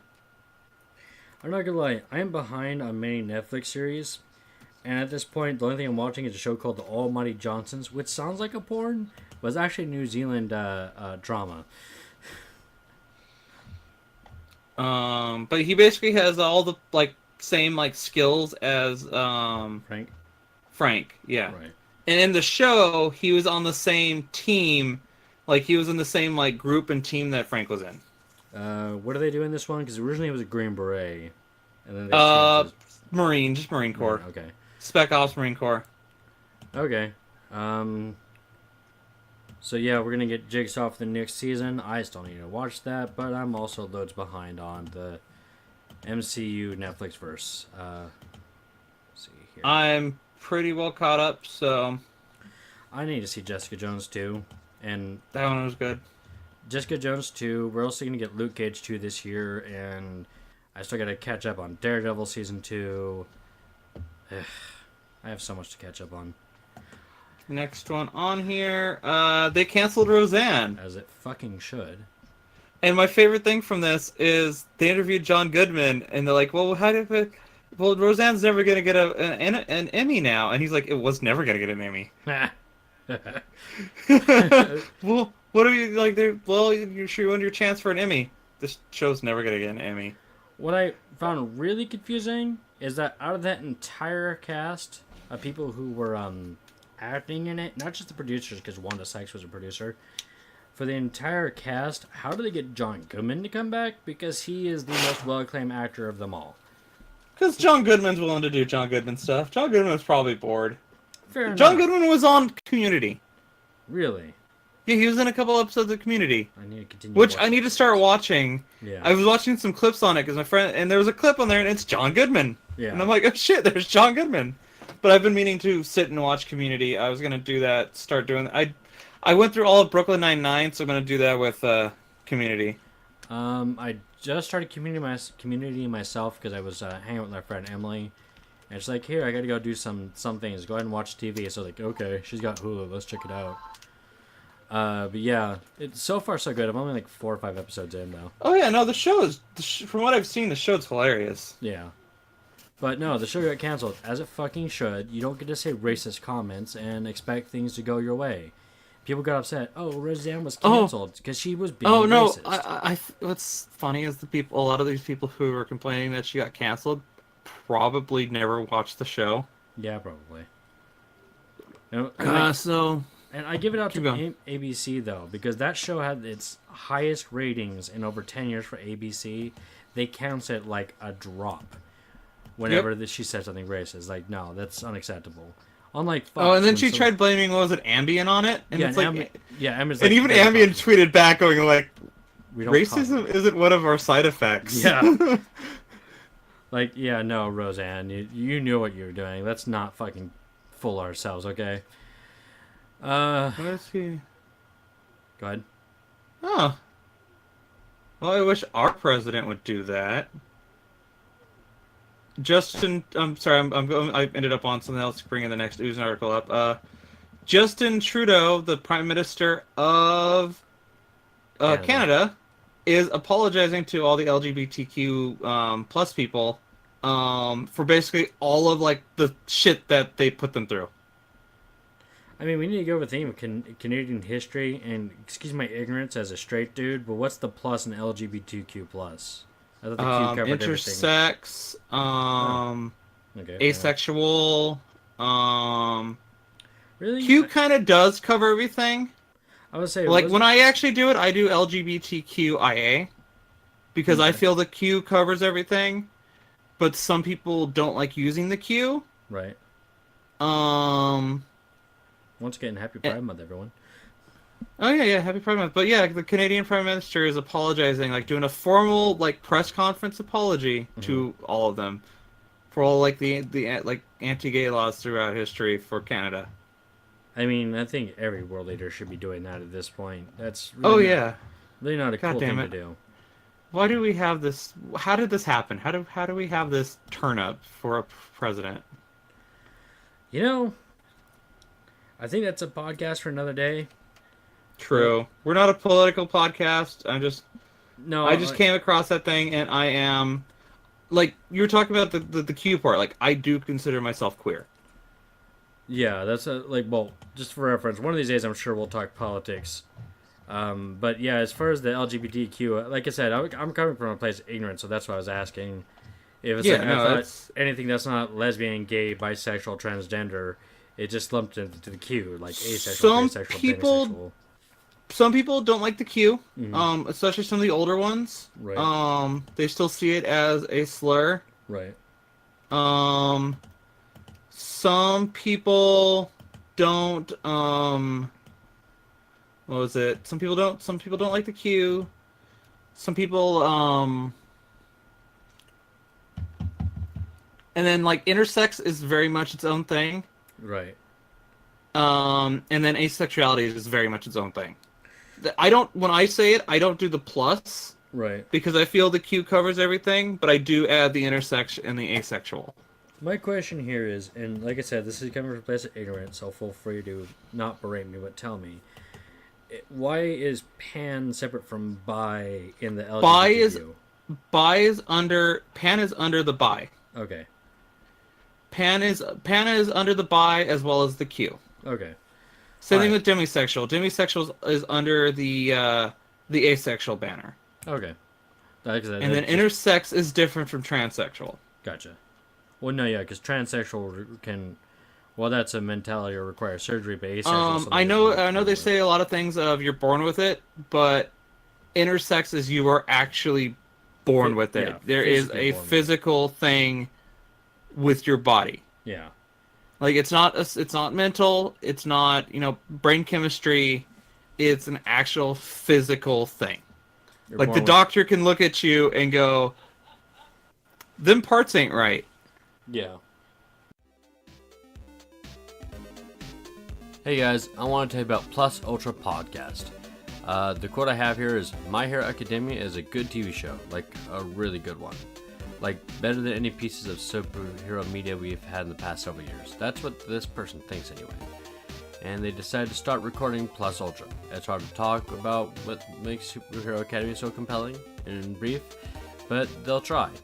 If you like good guys risking it to save people, incredible feats of heroic power, and incredibly high-octane chalk and off stunts, this is going to be a good show for you. The person hates to sound hyperbolic, but it may be their favorite TV show ever. Plus, it's a good show. Listen to Plus Ultra and you'll find out why.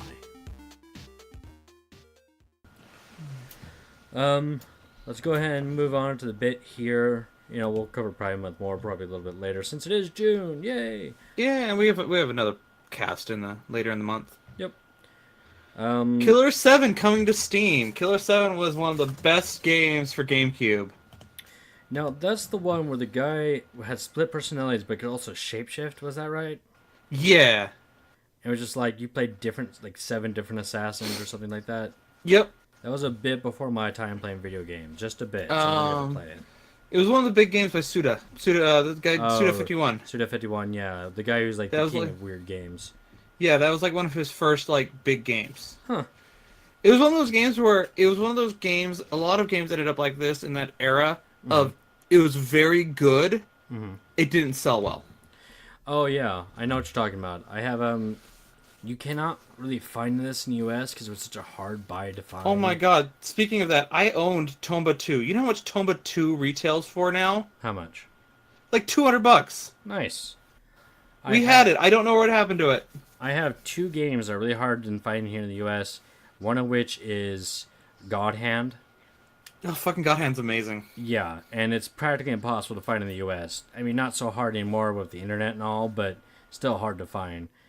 And actual Mega Man Legends, not Mega Man 64. The actual Mega Man Legends is hard. Yeah. And The Misadventures of Tron Bonne yeah, is like $400 retail. oh, Like to find it at a store, it's like on eBay, it's like $400. shit. Well, I go to that retro. Well, I might be exaggerating, but I go to that retro expo every year, right. and they have games like that selling for like $300. Earthbound, an original copy of Earthbound, is like Wait, $400. Earthbound or Mother 2? Earthbound, Okay, American release Earthbound. gotcha. It's like $250. Mega Man Legends is like $200. Misadventures of Tron Bonne is like $400 because it was like a Hollywood Video exclusive. Really? Mm-hmm. I did not know that, actually. What was another one? Vanguard Bandits was one of the ones I want to get is like $200. Right. There's just like, it's crazy how much these games cost. They were good games, but nobody bought them, so that's why there's not a lot of them on the market. Yeah. Well, it's like Legend of Dragoon. I know plenty of people who have said they've played it, but I don't know anybody who owned it. Right? It was a good game. Yep. But yeah, Killer 7's coming. I may actually get this because I missed that era, that early GameCube era. I wasn't gaming at the time, so this could be something fun to play, you know? I will be picking it up myself because I think it'd be fun. Yeah. And I love that game. The game was really good. Speaking of video games and idiot people, people were upset because women are going to be in the new Battlefield. Which is... So, yeah, people are upset that there's women in Battlefield games. But you know what? Fuck those people. I don't know how they're doing it, but in World War II, there was women in the battlefield, especially in the Eastern Front. Yeah. Well, it's like, you know, America may not have had any many women soldiers, but that was just America. There was more than just America in World War II people. There's British ones, there was Russian ones. There was a ton of Russian soldiers that were women.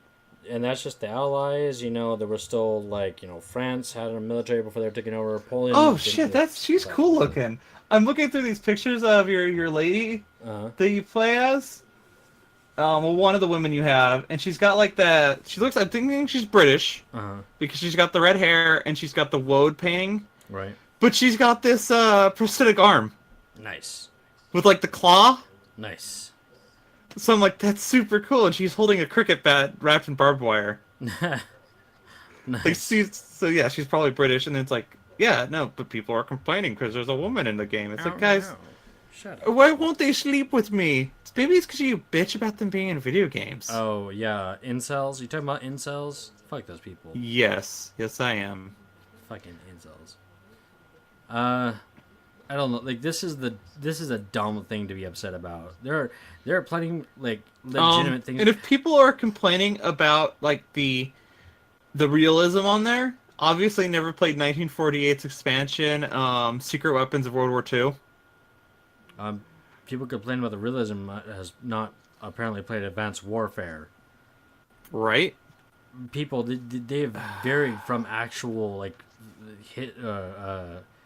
from realistic features. Well, from I'm just talking World War II. Like the first, like Battlefield 1942, the second expansion Right. was those crazy concept weapons that like they had blueprints for but never made. Like there's like a jetpack. So yeah, no, they need to shut up because they need to shut up. Yeah. They get no excuse to shut the fuck up. Yeah. Speaking of good news about Battlefield 5, there's no loot boxes. Yeah, EA's finally fucking learning, huh? Right? We don't want your fucking microtransactions, people. We want to play a playable game without having to spend $7 to hope we get a good gun for 24 hours. Fuck your shit. Sorry, I still hate loot boxes. It's okay. I don't mind. I'm looking at this guy's comment, and I agree with him. I don't mind loot boxes if they are 100% cosmetic and optional. Yeah. Like, if it's just cosmetics, or it's, like, optional shit, like, here's a new spray, I don't mind that. Yeah, small shit like that. Where it's like, oh, look, you normally have a British... you normally have, like, a face mask that's black, but now it has the British flag on it. Yeah, I don't mind that. Shit. But if it's, like, an actual gun, or it's a character, or it's something that's you should unlock by playing the game... Yeah. Nah, fuck that. Fuck that noise. PS5 is in the works. Not much to say about it currently, but they're basically, I guess they've been... the PS4 is entering its final stages, and it looks like they're doing the legal stuff to get it made on. I don't see the point. Why are they jumping Every the couple gun of on years, this one? they make a new system. I mean, I could be wrong about this, but it feels like they're jumping the gun sooner and sooner for every new console. Well, let me check something here. Release dates, consoles. Let me check some dates. List of home video game consoles. 8th generation. The PS4 released in 2013. When did the PS3 come out? PS3 came out in 2006. So there was 7 years between each one. Well, between the last two. But you gotta you gotta remember that it's gonna take them a couple of years to build the PS5. True. Still, I don't know. It feels like... I know it's been 5 years now, but still feels a bit early to be like, oh, we're to look at the next gen. PS3, PS2 came out in 2000. There's 6 years there. Yeah. PS2 to PS1. 94 to 2000. They have a habit, apparently. Yeah, about every 6 years or so. Okay. I wonder if that's like an unofficial platform, or maybe an official platform I'm not aware of. I'm wondering if it has to do with how things age. Yeah. So it might have to do with like technology aging. Well, they already have the new PS4 Pro, where it has the 4K graphics or something like that. I'm like, there's still not enough TVs in the average household to require 4K graphics. Why are we worrying about that? I have a friend with a 4K TV, and I can't tell the difference. I will say I have seen some level of clarity that is way better than my 1080p, because that's what I have now. And I can't. 720 looks the same as 1080 to me. I can't see. You know what gets me? Frame rate. Good frame rate is important to me. Yeah. Because I can see frame rate better than I can see the actual like details. Right. So like, what really bothers me, I found this out recently, is those games where they change the frame rate on you. Mm-hmm. That bothers my eyes. Gotcha. Keep a consistent frame rate. Well, Fallout New Vegas was an example of a really bad frame rate. It did have some bad frame rate. Going on, RuneScape is shutting down after 17 years. Well, RuneScape Classic, their current RuneScape is still active. Right. A buddy of mine got permabanned because he got into their Java code. Mm-hmm. And fucked around with shit, and so he got permabanned. Like, he got IP banned. Oh, damn. Yeah. I thought he went in... Go ahead. Because he went in there, got into their JavaScript, and messed with some stuff. So I thought making a private server for that. Not that that is totally illegal, and you people shouldn't do that. But at one point, I was considering it. Yeah, but I remember playing a little bit of RuneScape. I don't remember the graphics being this bad, but I remember playing a little RuneScape. Oh boy, howdy, were they bad? And they have gotten better, but it's still pretty bad. You know what? It closes on August 18th. I kind of want to jump on for the last month. Played for like 2 weeks.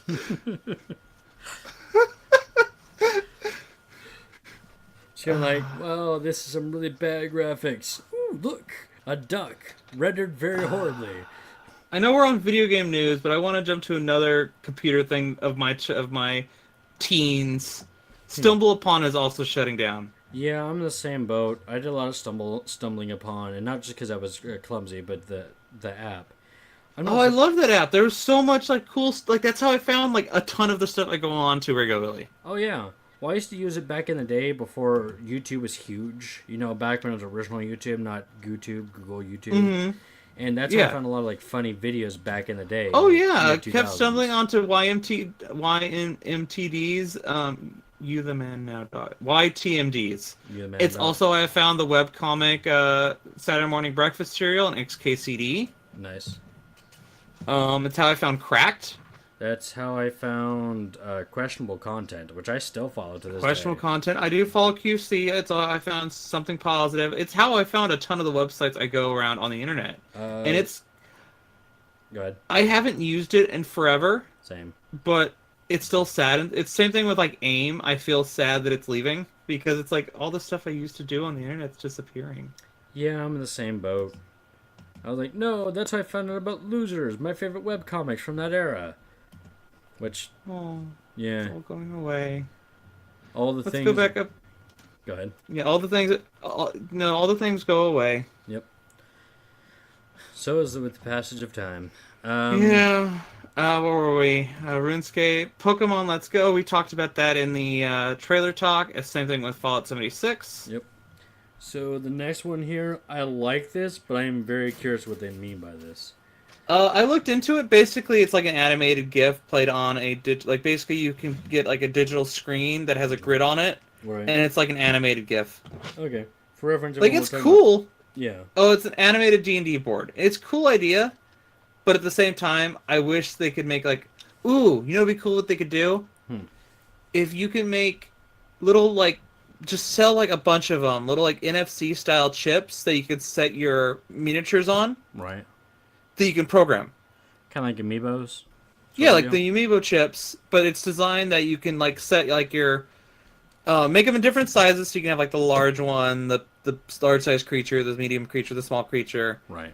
And you can like set your miniature on there, it kind of like clicks in or sets on top of it if you use like paper ones. Right.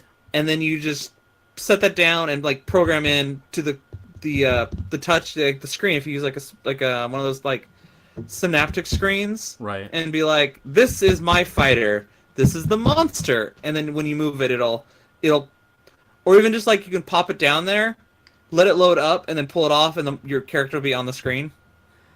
Alternative idea, and I want to do this one day for a character, and stay with me here because I'm working on this build in my head lately. So you know about the Bard, of course. You're a D&D player.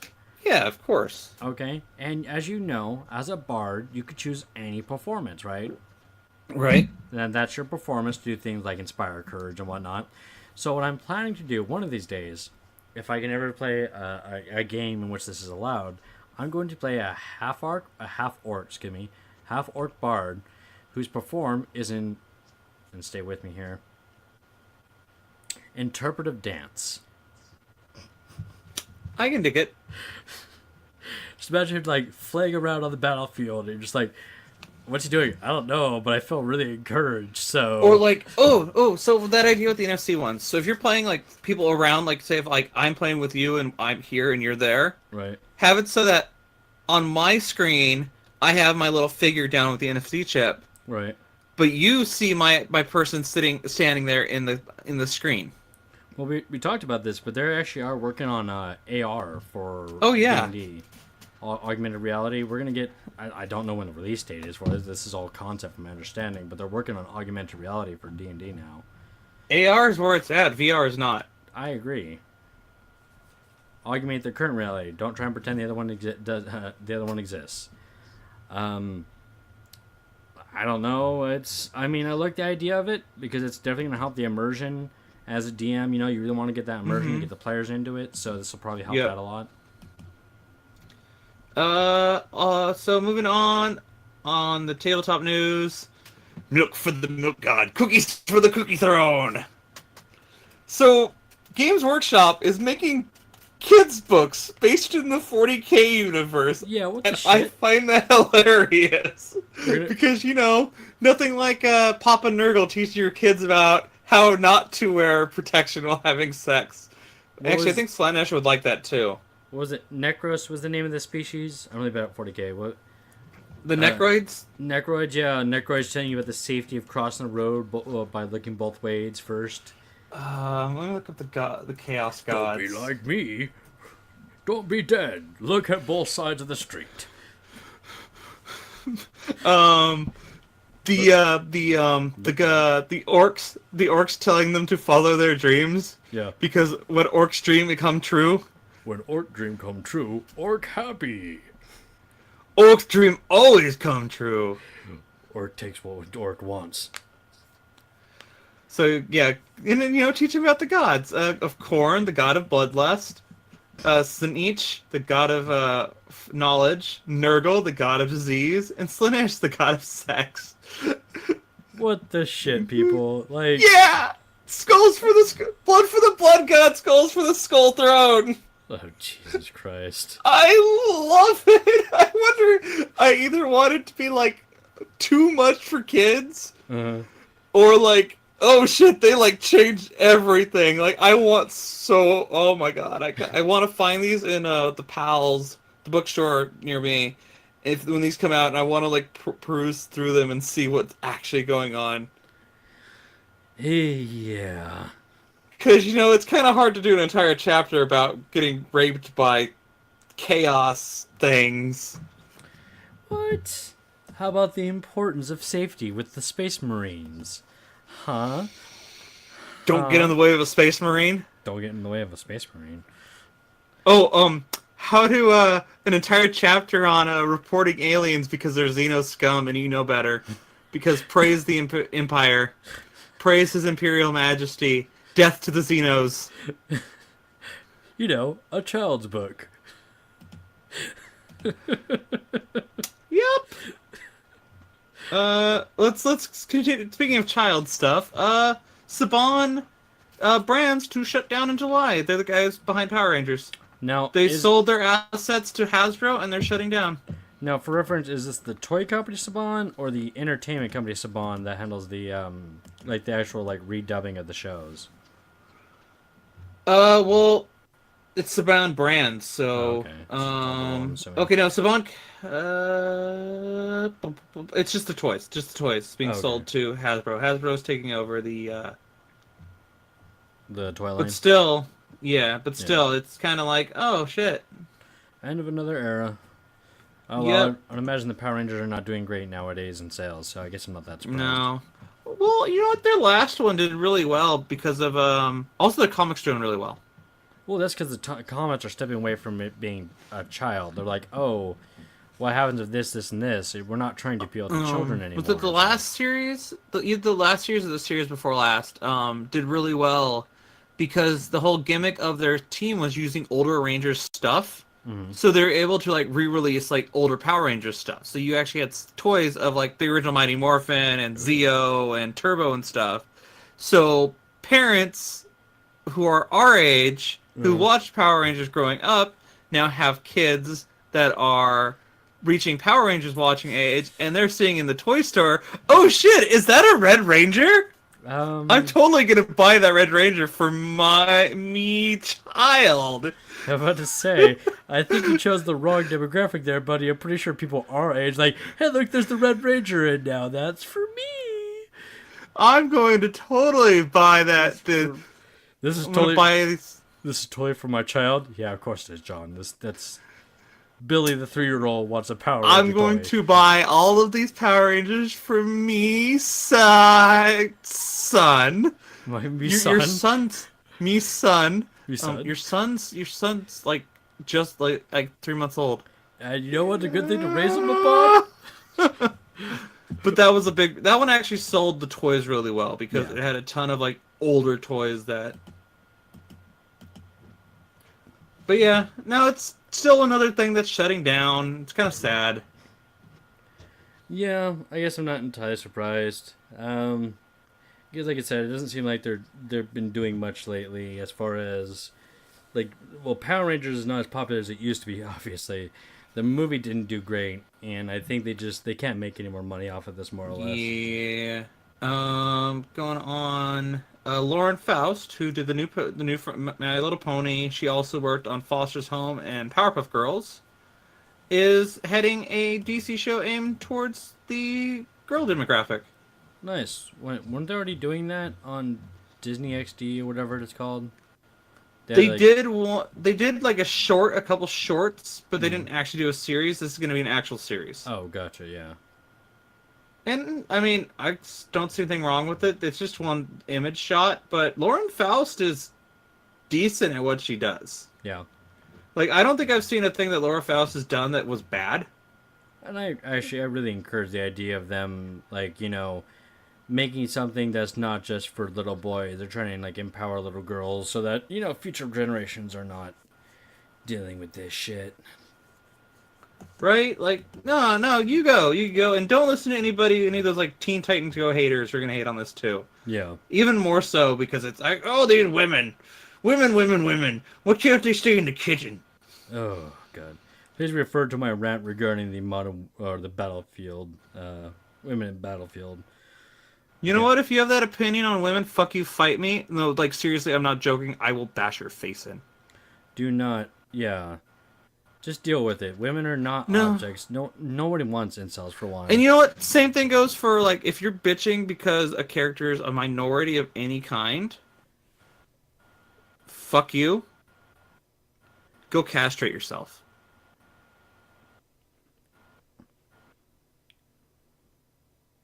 Because that's a bad excuse to not like something. Yeah. Like if your excuse is like, "Oh, I hate this," and you know what? Sometimes you can tell. You can be like, "Well, it was a bad movie." It's like, no, you obviously hate this because that person was some other skin color, or because that person was a woman. I can tell that you're not actually hating this because you hate it. No, fuck you. Don't listen to our show. We don't need your revenue. Yeah. We don't want that kind of negative ideology listening to our show. I may have gone a little too far with the castration thing, especially hearing your silence, but at the same time, it needed to be said.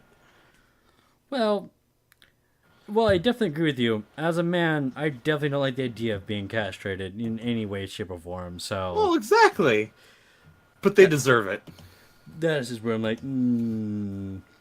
as a guy, that sounds super unpleasant. No, but like seriously though, I think it's that show's gonna end up being all right. I'll even like try to watch a couple episodes here and there. I probably won't follow it, but I'll at least watch a couple episodes. It'll probably pop up in my feed, depending on. Speaking of Lauren Faust, in Powerpuff Girls, the Gorillas have a new bassist. Now, Who is Ace from the gang? Yes, it's confirmed. Okay, I was about to say, was it confirmed or was it? It's just that? confirmed, and basically the Powerpuff Girls gave them like legally let them use Ace for this album. Wow, really? Yeah. There was Powerpuff Girls cameos in other Gorillas like stuff, and there was a Gorillas cameo in some Powerpuff Girls stuff. Really? I actually didn't know about the Gorillas and Powerpuff Girls. The Powerpuff Girls movie, Uh-huh. there was a little like scene in the background that says Gorillas Live, and it's like a concert poster. Huh. Yeah, so they take place in the same universe, and Ace is their current bassist because their old bassist is in jail. The old bassist was a Satan worshiping dude who was also green. Yeah. Also, I should really stop threatening our listeners with violence, even when like. But no, seriously though, fuck those people. But I should stop threatening our listeners with violence. We like most of our listeners, and I'm presuming they like us because. Heads up, everyone! We reached 1,000 downloads. I know, it's crazy, right? I never thought we'd get this far, and not in 11 months. Right? I thought it was gonna take like 2 years. Like we're getting there. We're getting there. We're definitely getting there. But yeah, no, the Gorillaz have the Gangrene member Ace as their new bassist, and I think it's kind of cool. All right. I really like that song. I really like that song too. And it had Jack Black just trying to soak up as much as relevant attention as he can. Jack Black. Did they have T.J. Miller in there? I thought I saw T.J. Miller. Let me check real quick. I can check the wiki. Because, like, there's a red-headed dude who kind of looked like T.J. Miller. Because it's not on that one, but it's on this one. By the way, while we're waiting for that, when we were talking about the Wreck-It Ralph sequel that's coming out, and it played that song for Daft Punk, it makes me want to listen to their entire Discover album again.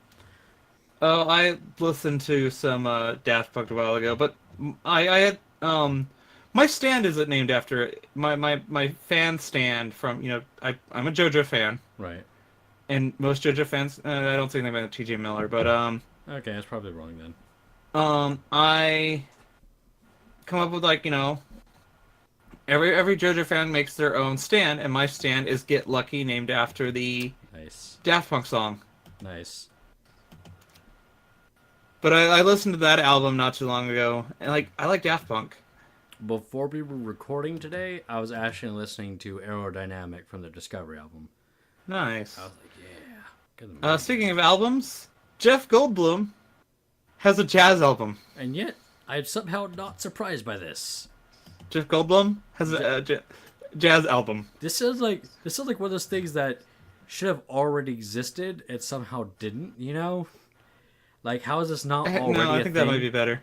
Jeff Goldblum has a jazz album. Album, nice. Album. Album. Album. I feel like this is one of those things. Like, how does this not already exist? Even if you're not a fan of Jeff Goldblum, this sounds like a thing he would already have. I'm a little surprised he doesn't already. Oh yeah, I forgot. Weezer covered Africa. For some reason, a bunch of different bands covered Africa. I know, right? What is like? I The like internet. Africa. The internet. I like Africa. Don't get me wrong. It's a good song. Why is everyone remaking Africa? I don't know, but Africa is a good song. I like Toto. Did you know the guy in Toto is related to John Williams? I did not. John Williams. I think the he's best his composer. son. Really? I think it's his son. Yeah, it's his son. Huh. Jeff Williams? Joseph. Ah. The singer of Toto, Joseph Williams, is the son the grandson. No, the son of John Williams. Oh my god, his grandfather's named Johnny Williams? Oh, jeez. Oh, his grandfather was a drummer! Okay, hold on. Before we make fun of them, I can't say anything. My uncle's name is David. My other uncle's name is David. I have an uncle named Darren. I'm named after my dad. I have a cousin named Darren, who is Darren the Second, and I have a cousin named David. There's a theme in my family, and my aunt's name is Dawn Marie. So, you know what? I can't judge. There's a lot of alliteration in my family. Yeah, his grandfather was a drummer in big band swing. Ooh. Yeah. Apparently they have a family thing, too. Like a family theme, music. I mean, nothing wrong with that. It's kind of how it is in my immediate family. There's a lot of musicians. But yeah, it just feels like this Jeff Goldblum jazz album should have already existed. That's how I feel like. Right? And speaking of... Well, keep going. Well, I was going to say, as opposed to things that sound like they shouldn't exist, like the Bruce Willis album, that sounds like it shouldn't exist. Yeah. Speaking of albums and musicians, I'm surprised by the amount of people who didn't know Childish Gambino and Donald Glover are the same person. Now... And he is not related to Danny Glover. Now, for reference, before we dig too much into them, remember in the last episode, I fucked that up. I know, you're one of those people! Yeah, one of those people. Yeah. They're the same person. Yeah. Also, if you ever see video, Donald Glover's a total dork, and even when he's trying to be sexy and suave, he still has that aura of aura of dorkiness. Right. Even in Lando, which we're gonna review later, even in Lando, I was like, You know, Donald, even sometimes I'm hard. You're hamming it up a little here. Just a But little. yeah, apparently people were realizing the same thing, and even better, his fans took over the Trump subreddit, Nah. talking Nice. about the real Donald.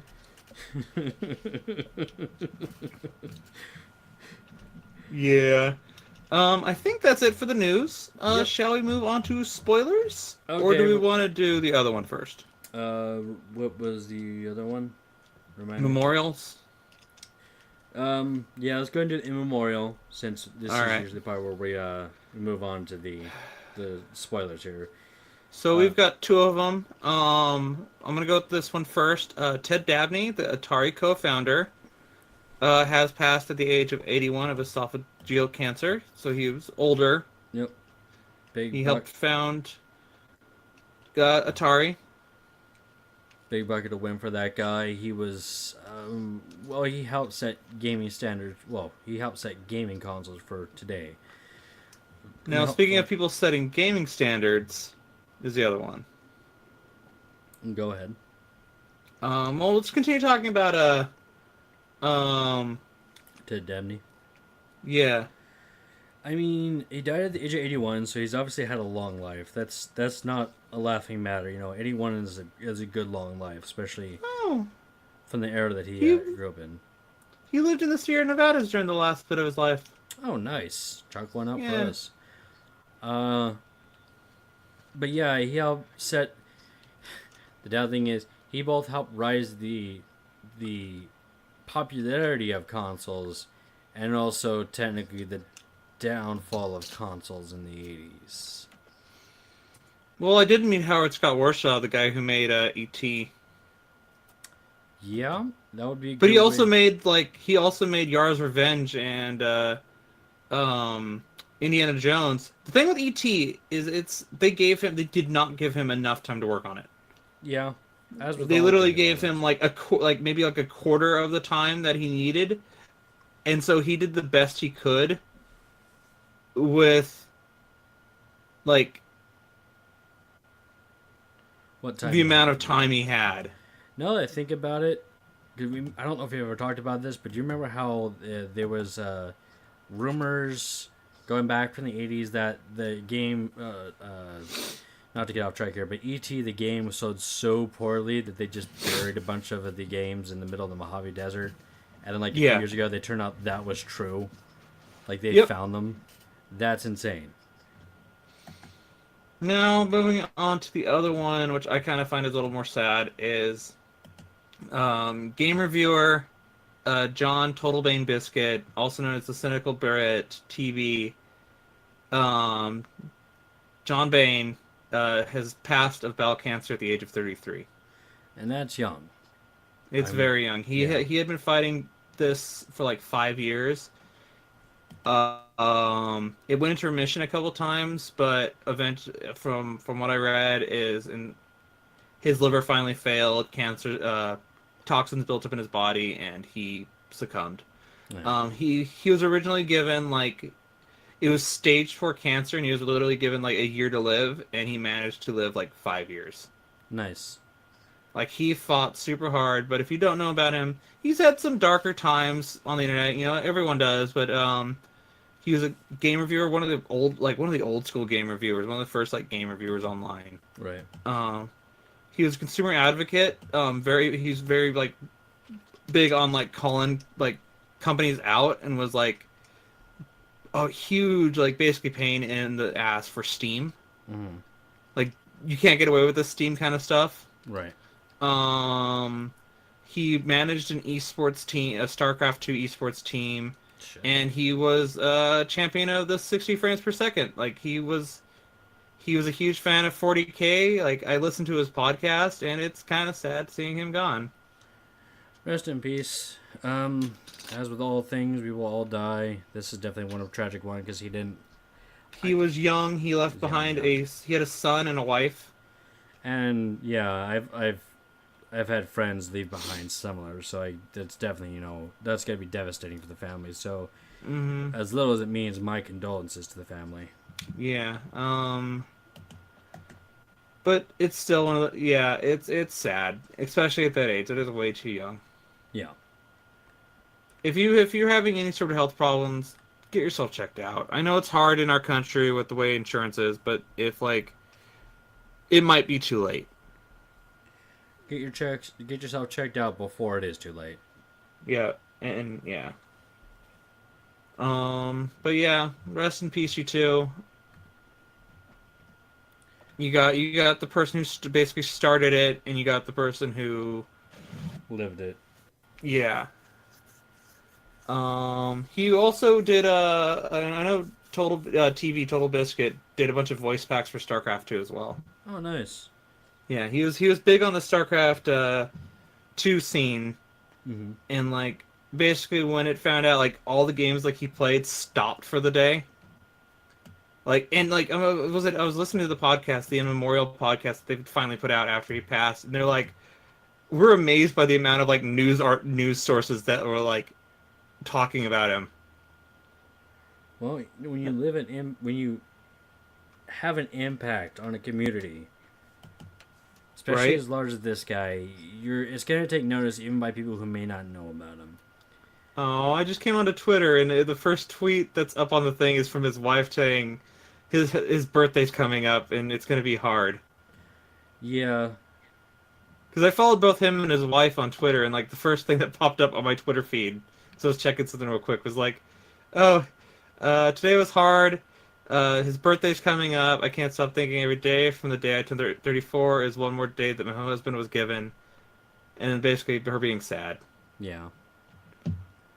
But But get yourself checked out. yeah, get yourself checked out. I know things are expensive here in the U.S. If you're one of our international listeners, like the individuals listening in the UK, our number 2 downloaders, thank you guys. It's going to be a lot cheaper for you, obviously, but here in the U.S., it is expensive even for checkups. So even if it is expensive, it's better to know and know when to get treated and how to get treated. If you can make it, if you can afford it, do it. Don't be embarrassed. Yeah. There's nothing wrong with asking for help, and there's nothing wrong with going somewhere to get help when you need it. All right, and now let's go ahead and head to the spoiler corner. I don't know about you, but I watched the HBO movie Fahrenheit 451 with Michael Shannon, Michael B. Jordan. It was really good. They did change some stuff on there, but I'm not too mad at the changes they made. Yeah, go watch it. I haven't seen it, but I've heard good things about the book. Go watch it. It's my favorite book. Oh, cool. But they changed they changed some things, but it's like, oh, that's fine. But no, the real spoiler on here is we both saw Solo. Okay. Real quick. If you had to describe it in one word, what would you give it? Score-wise? Yeah, like if you had one word, if you had to describe Solo in one word, how would you describe it? Western. Okay. I was gonna choose fun. Oh, it was a load of fun. It was a lot of literally okay. We've talked about this, but like, hope we gotta wait for the episode. But I really enjoyed a non-force heavy Star Wars movie. Like, don't get me wrong, I like the Force, but we've had some strange like flip flops here. In the original series, you had a bit of good of both. In the prequels, it was like, well, let's chalk it up all to science. We got tiny bugs you control. Yeah. I liked how we saw there was like one Force user in the entire movie, and it was one that I'm sure a lot of people weren't expecting. Because if you didn't watch Clone Wars or Rebels, you wouldn't know that character's still alive. Oh, that's the thing. I didn't know he was still alive. But I was like, I always feel like, to me, these shows are crushed from the canon at times. But no, they're totally, all the shows are totally canon. Yeah, well, this, like, confirmed it to me, is what I'm saying. Because, like I said, I don't follow Rebels or Clone Wars, but to me, this confirmed it. He's alive again, and it looks like he does in the show, more or less. He's voiced by the same guy. Mm-hmm.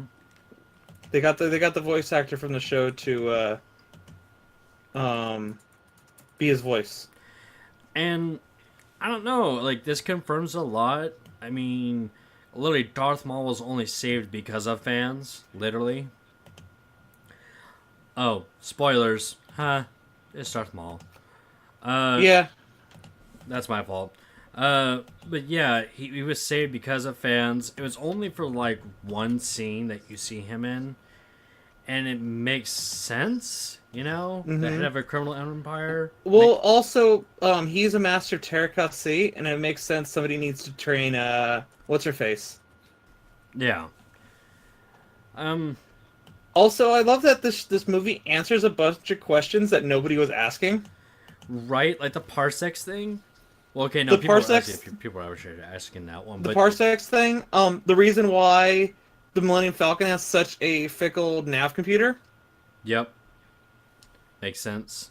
how Han and Chewie met, No, I they're want to say, besties. I want hold on, I want to say this because I like it. I like this more than I like the original. Because in the original, now extended universe, it was Han saved him, and Chewie I declared a blood think oath. I think I prefer it. I think I like this new way better. It feels more even than it being a blood oath. That's what I'm saying. In the original, it was a blood oath, which is fine, makes a level of sense. This one, though, is it's an established equal friendship, not a requirement on a base of self honor. This is an actual friendship, not like you saved my life, so I'm gonna dedicate my life to your protection. It feels better, is what I'm saying.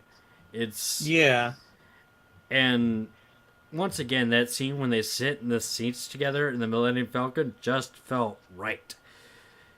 It's like the universes collide and everything just felt good. It made a lot of sense. right? The only question I have is there's if I'm gonna estimate between 10 years roughly between the Solo movie and Star Wars Episode 4, what the hell did Han do to the Millennium Falcon on the inside? Because when Lando had it, it's clean, it's white, everything is fine. Yeah, yeah. Well, there's it opens it up to sequels. It It opens it up does. to sequels, and you know what? I give this movie a solid B. I Oh yeah, loved it. I had fun. It was a nice western. It was a western. yeah. It even had a heist. They had a heist. They Um. had the guns. Oh, they mentioned Aura Singh, who is a character you didn't see. Like you saw her in the. She was like a extended universe character for the longest time, and then she Yeah. was in the cartoons. But like they mentioned Aura Singh, the dude killed Aura Singh. I'm like, oh shit, Aura Singh. Also, I want to point out, and I like this, that Woody Harrelson's gun was not like a blaster pistol. It was a sawed off like rifle pistol. He took Oh like yeah, the no, they totally explain. Like, there's another explanation that you get from this movie is why Han's gun is so strong. is because it's technically a sniper rifle that is been Yeah, modified to a pistol, which is illegal in every major star system. yeah, that's why his Why it's so powerful? Yeah. yeah. But it's like, and then like watching, it's like, oh, Han definitely has a type. He Yep. likes pale brunettes. Yep. Han certainly Um, has a type. I mean, I liked it because it was fun. It explained stuff that no one really was asking, but it was nice to get. It made fun of, or not made fun of, it explained the biggest factual problem of the Star Wars universe. Whenever, like, in Han in Episode 4, I did the Kessel Run in 12 parsecs. When people were yeah, like, parsecs are a unit of distance, not time. And they explained it was like, no, he cut through the Kessel Run. Which I was like, okay, yeah. that makes a lot of sense. He cut through it. He cut the time. He got the time by literally going through the Kessel Run, which apparently is really hard to cut through. Which, if you watch the movie, you'll see why. It's vacuum space creatures in space and Yeah, asteroids everywhere and all kinds of other shit. but I really like. I really liked it. Yeah, it was enjoyable, which is always the goal of a movie.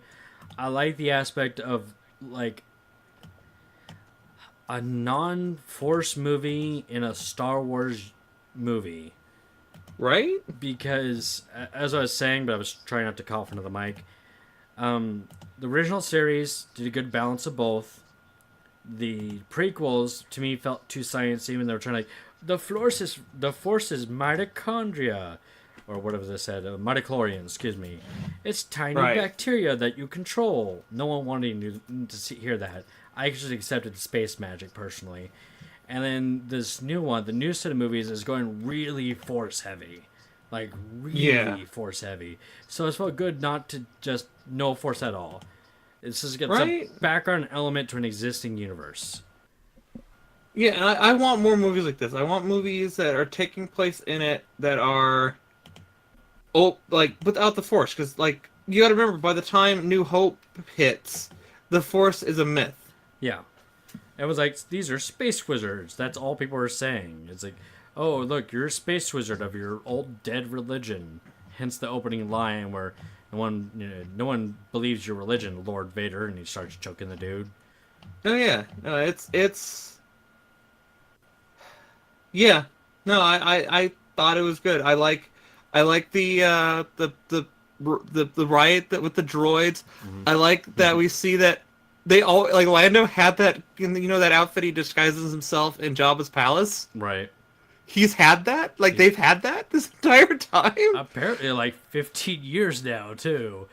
I thought we get to see the Imperial infantry. Yep. And not just the shock troopers. Yeah, which is nice. I also like how they kept the fact that Han was in the Imperial military, because in old canon he was.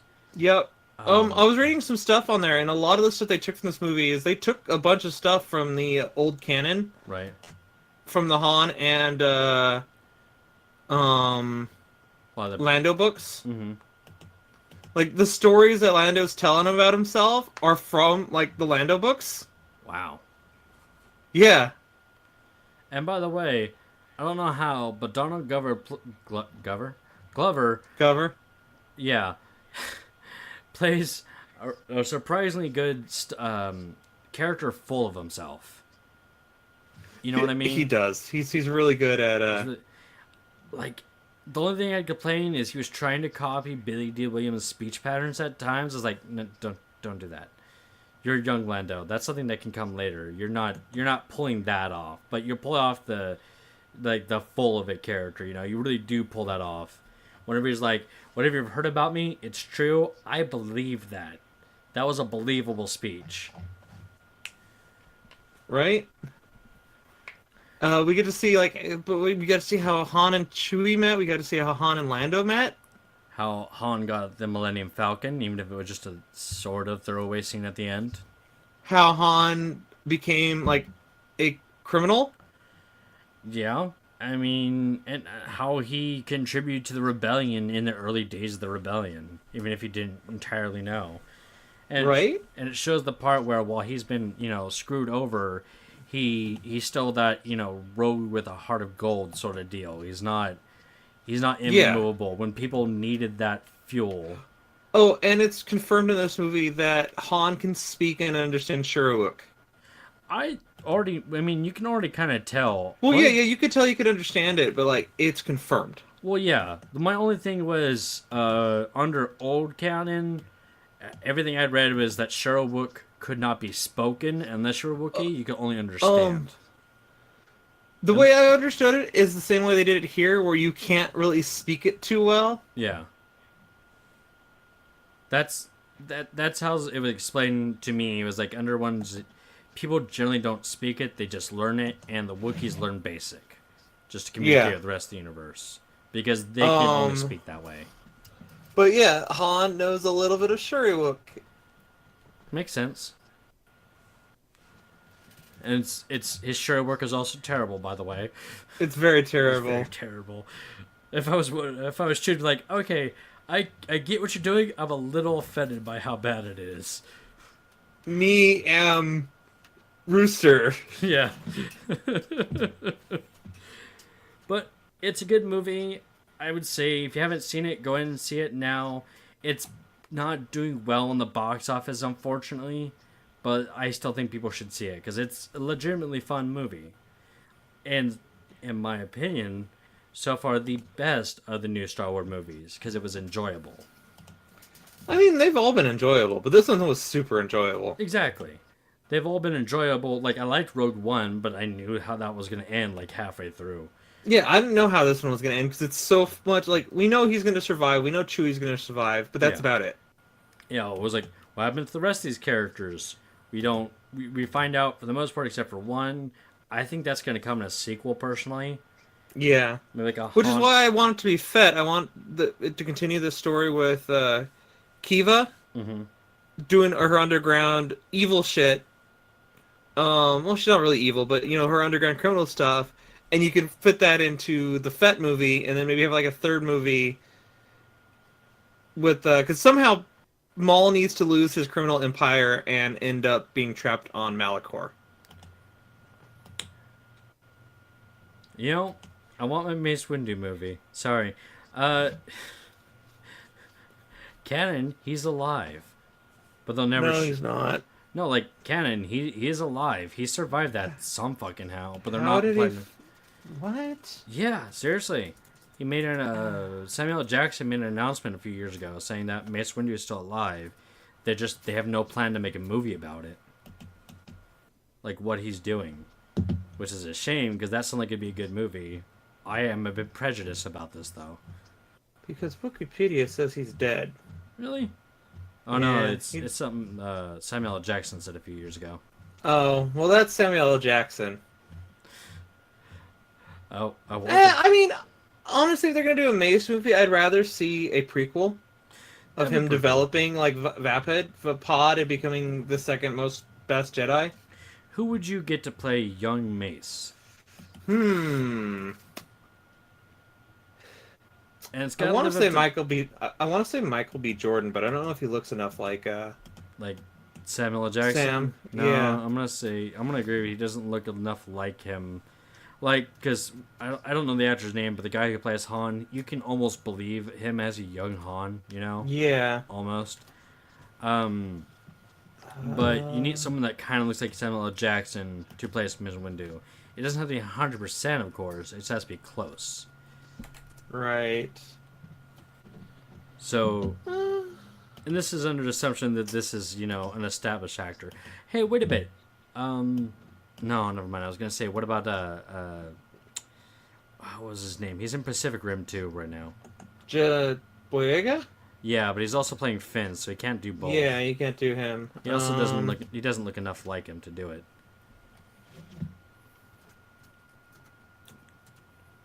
Oh. I don't think we should dawdle too much on this one because the show's already running a bit long. But you know, Yeah. if we could do it, that was like, who would you do as young Mace Windu? If you, the listener, thinks you have a good idea, feel free to message us on Facebook at facebook.com/Geekus Speakus or on Twitter at Geekus Speakus. You can also message us at gspeakus@gmail.com. That is the weirdest plug I've ever done. That is a very weird plug. Yeah, I don't know. This may be something we'll have to get back to on a later episode. But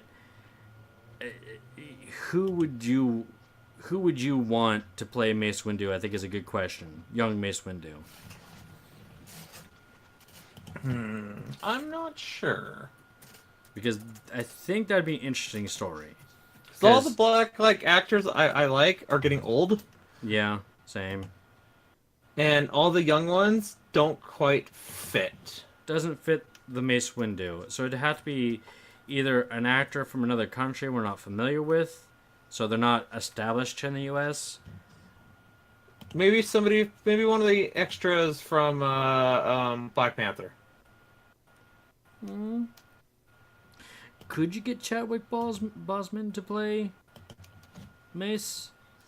Could you believe him? If you were to like shave off his head or hair, excuse me. You know what?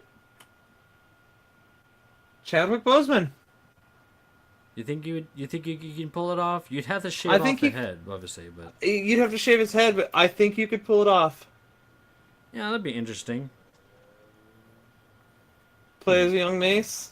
Yeah, playing my Mace. I mean, he did a good job in Black Panther. I could believe he could pull it off. I was just like, would he fit the looks? That's what I'm wondering. He doesn't have to be 100%, of course, but just would he look similar enough? I would go Chadwick Boseman. Okay, fair enough. That's a pretty good actor right there. I can see him doing a good job at that. Well, let's wrap this up. let's I wrap this am up. falling asleep. And I have things I need to do. So, well, mainly as I need to get ready for bed soon. That I should have gotten read a while ago. Okay. Let's go ahead and finish off the show then. As mentioned previously, you can contact us through our many social medias or an email. We're found on pretty much everything nowadays. Wherever you get your podcasts. We're pretty active on the Twitters. Geekus Speakus and at Arxist are our respective Twitters. Yep, if you want to follow Bryan in his day-to-day adventures, you can find him under Arxist. Or if you want to see me tweet random jokes, you can follow us at Geekus Speakus. I have a personal Twitter. Don't bother, I'm never on it. But yeah, keep up to date with the show. We do our announcements. Also, E3 is coming up not this coming week, but I think it's the week after. It's June the 12th. It's next week. It's coming up very soon. Yeah, it's June the 12th through the 14th. We'll be recording, I think. Yeah, we should be recording that week, I believe. So Stay tuned for our E3 episode.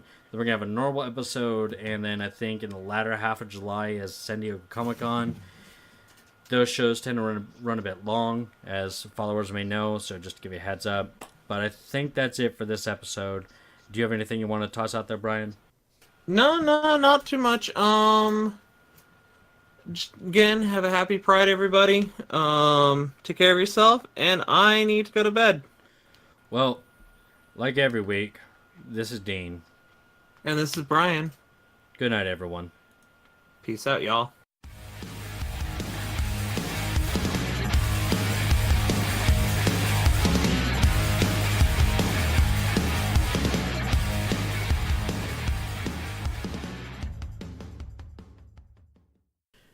Thank you, everyone, for listening to this week's episode. If you'd like our show, you can stay up to date on our social media accounts. You can find us on Facebook at facebook.com/Geekus Speakus or on Twitter at Geekus Speakus. We're also on Tumblr. We can now be found on pretty much everything nowadays. If you want to email us, you can find us at gspeakus@gmail.com. Feel free to contact us, give your opinion, any suggestions, any questions. We'll take questions as well. I would like to thank the band The Spinwires for their song Girls Like You. You can find them on Bandcamp for their newest album. And I'd also like to thank Kevin MacLeod for his song of Pukatari and Friends, which you can find on Incompetech.com. And Tom, the guy who designed our icon. It's really great. Really appreciate it, Tom. Shout out to you once again. The last bit here is if you want, go ahead and share us with your friends or family, whoever you think will enjoy us. We can be found on pretty much everything nowadays. So Apple iTunes, Google Play, Spotify, wherever you get your podcasts. Thank you for listening, everybody, and I hope you have a great night.